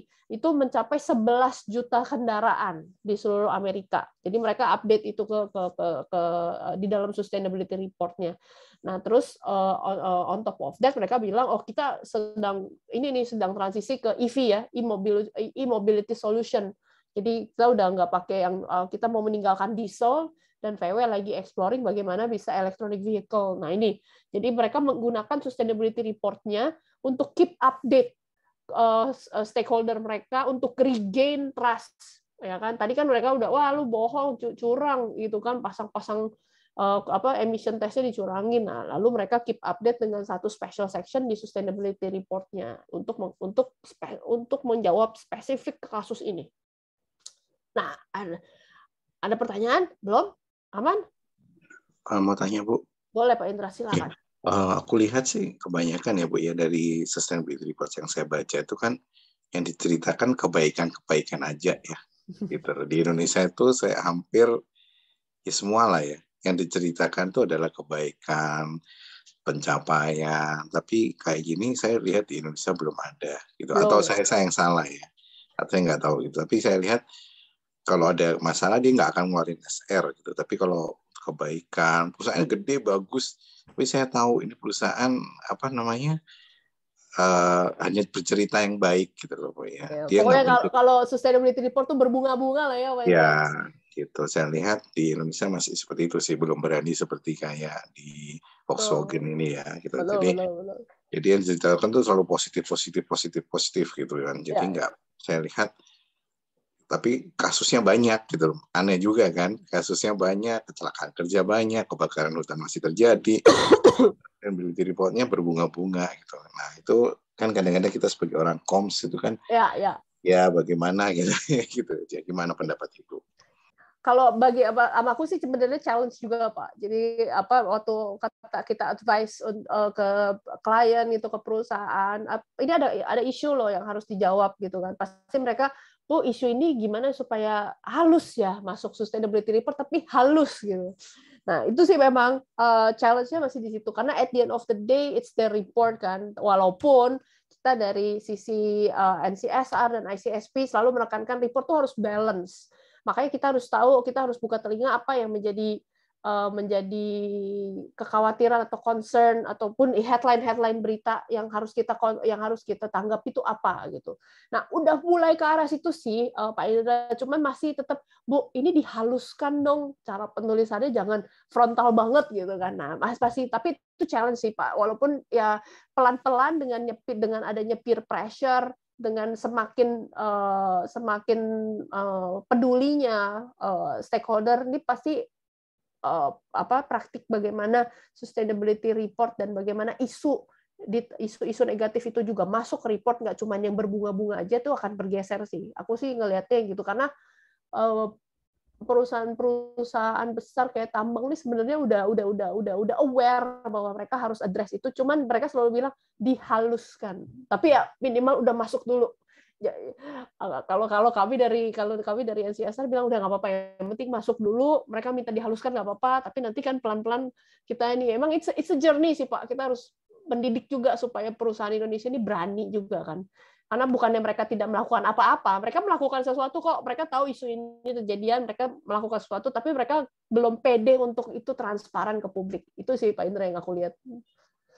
Tapi ya pelan-pelan lah. Kita didik pelan-pelan Pak Indra. Oke, terima kasih. Sama-sama. Nah, ini ada satu lagi. Nah, ini juga mungkin nanti bisa dicek sih. Kayaknya ini juga sempat masuk, tapi yang Unilever juga mengaku isu yang berikut ini nih. Ini sama nih, cuman aku ngambilnya dari Coca-Cola. Nah, Coca-Cola kita tahu lah ya, Coca-Cola ini nggak cuma Coca-Cola aja, mereka punya produk-produk yang lain juga. Nah, kalau Coca-Cola kemarin tahun 2021 itu ada laporan dari NGO, katanya dia top plastic polluter. Waduh, nomor 1 Coca-Cola, nomor 2 PepsiCo, nomor 3 Unilever, nomor 4 Nestle. Nah, ini jadi plastic polluter di dunia terbesar adalah Coca-Cola. 4th year in a row, 4 tahun berturut-turut katanya. Ini ada laporannya. Nah, Coca-Cola juga menggunakan sustainability report mereka untuk mengadres isu ini. Nah, mengadres isu ini Nah, ini yang apa yang mereka lakukan nih? Mereka lakukan, kita di dalam reportnya mereka banyak menanggapi soal kita desainnya kita ganti, dan mereka punya komitmen world without waste gitu kan. Mereka state komitmen mereka yang new virgin plastic reduction goal. Nah, ini mereka untuk merespon isu yang tadi top plastic polluter katanya. Nah, jadi mereka mulai dari desainnya sampai ke collection-nya. Itu masuk ke sustainability report-nya mereka nih. Plain bottle-nya segala macam. Nah, lalu mereka juga masukin ini. Nah, komitmen managing plastiknya, work without waste. Terus mereka juga communicate bagaimana plastiknya mereka itu difokuskan ke entire packaging lifestyle. Jadi dari mulai bagaimana botol itu didesain, botol itu dimanufacture, sampai bagaimana mereka di-recycle sama repurpose gitu kan. Nah, ini mereka gunakan juga. Kalau aku nggak salah, di Unilever Indonesia ini ada nih section terkait dengan World Without Waste ini. Bapak, ini kan kalau ini Coca-Cola Global kan. Yang tadi kan kalau nggak ini Unilever ini nomor 3 nih. Nah, Unilever Indonesia ini di Sustainability Report-nya ada. Aku ingat ada satu section membahas soal waste, bagaimana mereka mendesain sampai ke collection di mana mereka bekerja sama dengan bank sampah dan para pemulung untuk ngumpulin ini. Ya walaupun kalau kita lihat di kali-kali kita itu kan masih ada ya sampah-sampah ini. Ya tapi mereka menunjukkan bahwa mereka udah melakukan action, walaupun mungkin actionnya scalability-nya belum sesuai belum bisa keep up sama jumlah waste-nya, tapi ini selalu menjadi salah satu section yang ada terus di sustainability report-nya mereka soal waste. Dan kalau Bapak Ibu ingat, di Unilever punya sustainability house, mereka bilangnya Unilever Compass, itu ada satu komitmen terkait dengan world without waste, waste free world. Nah, kalau world without waste itu kan Coca-Cola punya ya. Jadi mereka bikin jargon satu lagi, mereka bilangnya waste free world Unilever. Ya, itu ini contohnya aja. Jadi Bapak Ibu, kita bisa menggunakan sustainability report, apakah itu mau dibikin seksi khusus ataukah mau dibikin satu bagian tersendiri untuk menanggapi isu-isu yang ada yang berkembang di masyarakat, supaya mereka juga information balance mungkin ya, mereka juga tahu apa yang dilakukan oleh internal perusahaan. Dan tadi benar penting banget untuk praktisi sustainability ataupun yang menyusun sustainability report di perusahaan untuk aware. Jadi lakukan media monitoring, apa sih yang menjadi headline terkait dengan perusahaan ini, isu-isu negatifnya di mana aja, impact negatifnya di mana aja, dan ini menjadi input waktu Bapak Ibu menganalisa saya isi sustainability report-nya mau cerita apa aja ya. Nah, isu-isu negatif yang ada di media, isu-isu negatif yang bisa menjadi krisis yang besar, nah itu bisa menjadi salah satu masukan buat waktu kita menyusun sustainability report. Jadi kontennya itu salah satunya adalah bagaimana kita menanggapi isu negatif, action plan kita apa gitu. Nah, kira-kira seperti itu sih. Bapak Ibu, ada pertanyaan? Ada pertanyaan? Aku lihat di chat masih aman, belum ada. Nah, ini ada pertanyaan. Nah, mungkin kalau belum ada pertanyaan, video terakhir sebelum kita tutup sessionnya atau sebelum nanti kita berdiskusi lebih lanjut. Tadi kan banyak pertanyaan bagaimana supaya tidak terjebak dengan greenwashing. Karena kalau kita terjebak dengan greenwashing kayak tadi kan, kayak si VW, Volkswagen, dia bilang emisinya rendah, ternyata curang. Nah, itu greenwashing juga tuh. Nah, ini juga nih. Nah, ini ada kasus juga, bukan kasus sih. Jadi ini VG botol, temennya aku, cuma ini lebih mahal. Nah, itu juga mereka punya skandal terkait dengan greenwashing. Nah, mungkin kita nonton dulu ya.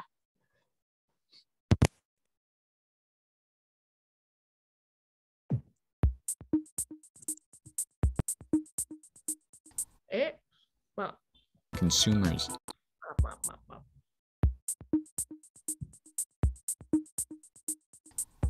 Walk into any grocery store and you're bound to see it.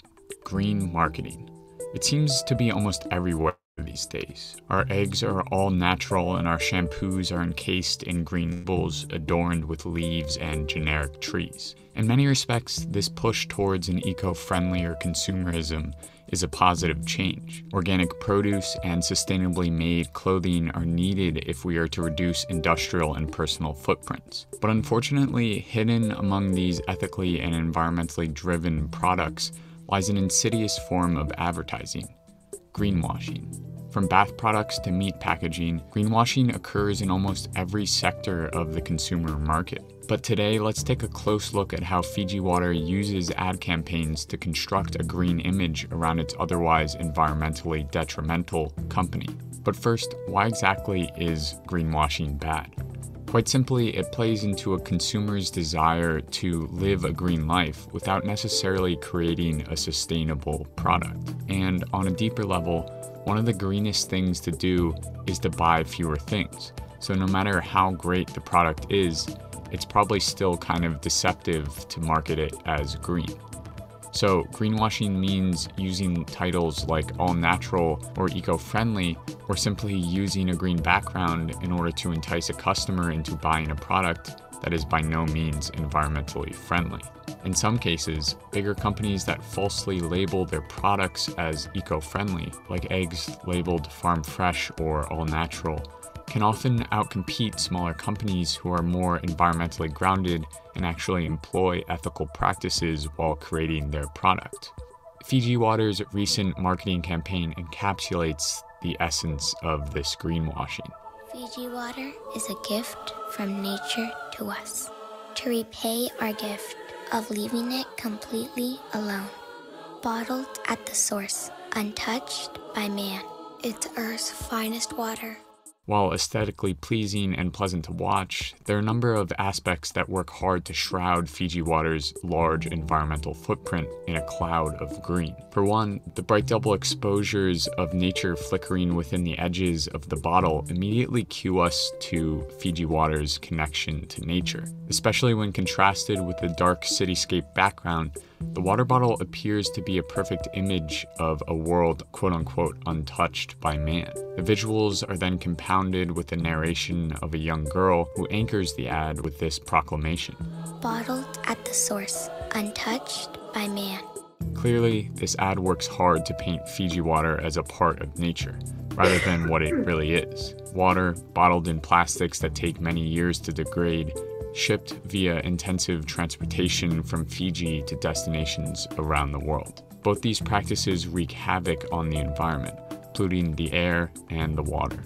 And to bring Fiji's negative impact into sharp relief, 47% of people who live in Fiji don't have access to clean, safe drinking water, according to the World Health Organization.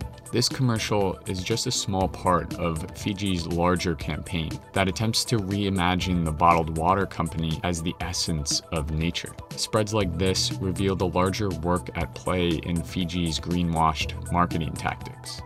They are pursuing environmentally minded customers by framing their water bottles as a completely green product. Fiji tells us a one-sided story that appeals to their customers' moral conscience. You can't help but choose Fiji over other bottled waters because they frame purchasing a Fiji bottle as a way to reduce carbon emissions and save the Fijian rainforest, when in fact their product is inextricably tied to the systems of pollution that are causing carbon emissions and deforestation. Greenwashing comes in many forms, and it's not often as clear-cut as with Fiji Water. So understanding how and why greenwashing works is essential to spotting it. A critical deconstruction of a cleaning product is necessary if you're buying it solely because it's green. Oftentimes, nature and trees are used to create the impression of an eco-friendly product, when there is really no substance to back up those claims. So do some research and shop with intention, because the collective power of consumers can steer companies towards more truthful and ethical products. This video was made possible in part by the wonderful people who support me on Patreon. If you're interested in helping me grow this channel, head on. Walk into any Oke, Bapak Ibu, itu paparan hari ini. Kalau masih ada pertanyaan, monggo. Kita masih punya waktu berapa lama, Mbak Amalia? Mungkin sekitar 5-10 menit, Mbak Stella. Silakan. Kalau misalkan kita masih mau berdiskusi, kita masih punya 5-10 menit nih. Menarik ya. Jadi tadi kan dia bilang greenwashing itu dilakukan kalau kita tidak punya supporting claim gitu. Gimana bisa reduce carbon emission orang pakai plastik kok. Nah, ke stakeholder dan konsumen sekarang ini lebih kritis-kritis. Jadi waktu kita mau claiming on something, kita mau tulis apa di produk kita mau tulis apa di sustainability report, make sure kita punya backup, bisa didukung oleh bukti objektif sama fakta-faktanya. Sekarang apalagi lagi musimnya net zero kan, saya nanti net zero, saya nanti carbon neutral. Nah, Bapak Ibu harus baca dulu net zero itu artinya apa sih, carbon neutral itu artinya apa sih, karbon negatif itu apa sih. Jangan sampai terjebak dengan jargon-jargon ini, tapi kita nggak paham artinya itu apa, dan kita nggak punya bukti objektif untuk mendukung klaim tersebut, jadinya nanti kita misleading dan nanti menciptakan krisis sendiri, wah bohong gitu. Nah, monggo kalau masih ada pertanyaan silakan. Untuk tren penulisan 2023 apa Mbak ya? Tren penulisan 2023, waduh, Pak Indra kok udah 2023, baru 2022 belum habis loh Pak. Ya, reportnya kan dipublish 2023, gitu kan. Kita biasanya 2021, 2022 dipublish nanti 2023. Nah itu tren untuk komunikasinya apa yang selain itu ya, kan tahun lalu kan COVID gitu ya. Oh iya, kalau sekarang kalau kayaknya 2022 ini lagi hotnya net zero nih Pak, karbon. Ya kan, dari sisi government juga, karena akhir tahun ini di November itu B20 dan G20 itu aku lihat juga banyak side eventnya terkait dengan energy transition. Nah, itu energy transition, carbon reduction, net zero, roadmap, terus juga banyak yang jadi pembicaraan itu adalah green financing. Nah, itu juga. Nah, itu sih lebih ke arah sana sih Pak, aku lihat sekarang banyak. Jadi mungkin udah nggak COVID lagi ya. Kalau COVID-nya udah kalah nih sekarang. Oh, mungkin ini kali. Nanti kalau Kementerian Keuangan, walaupun sekarang masih postpone, salah satu target besarnya Kementerian Keuangan kan untuk menerapkan carbon tax. Jadi kayak 2022-2023 ini it's all about carbon, net zero, dan energy transition. Aku ngeliatnya itu sih. Ada di chat, sebentar, aku lihat dulu.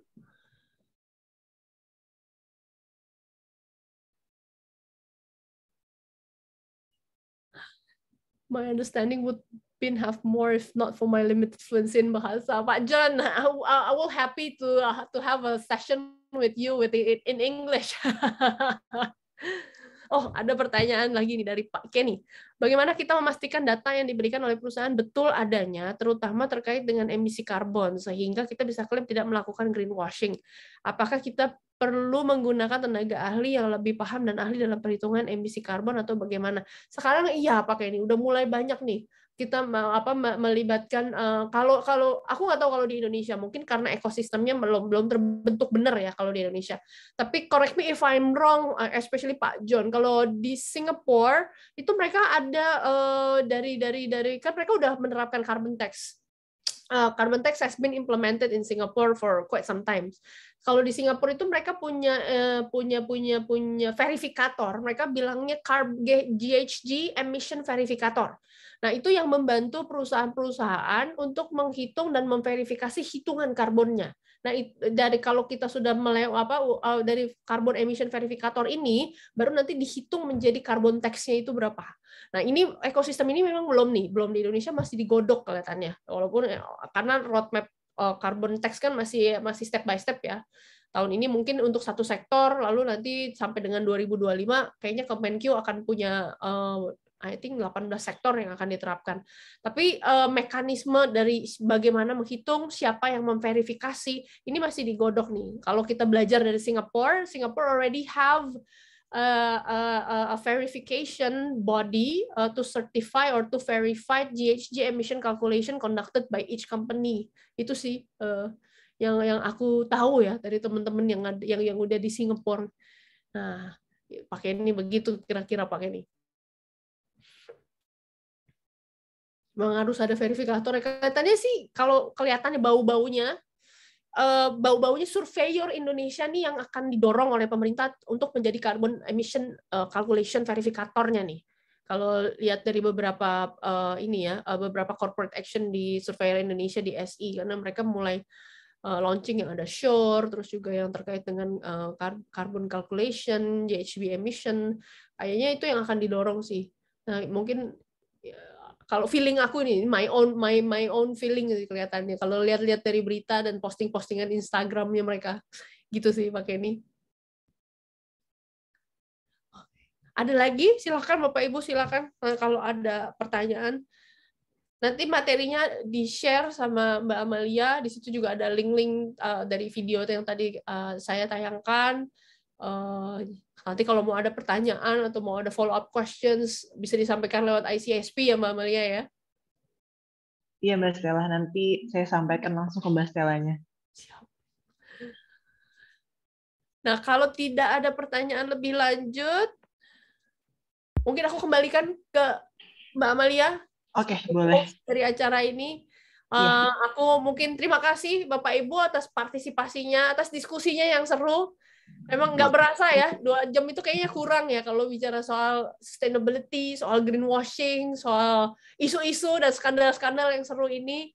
Jadi monggo kalau kalau ingin ada sesi lanjutan atau kalau ingin ngobrol lebih lanjut, silakan hubungin aja Mbak Amalia.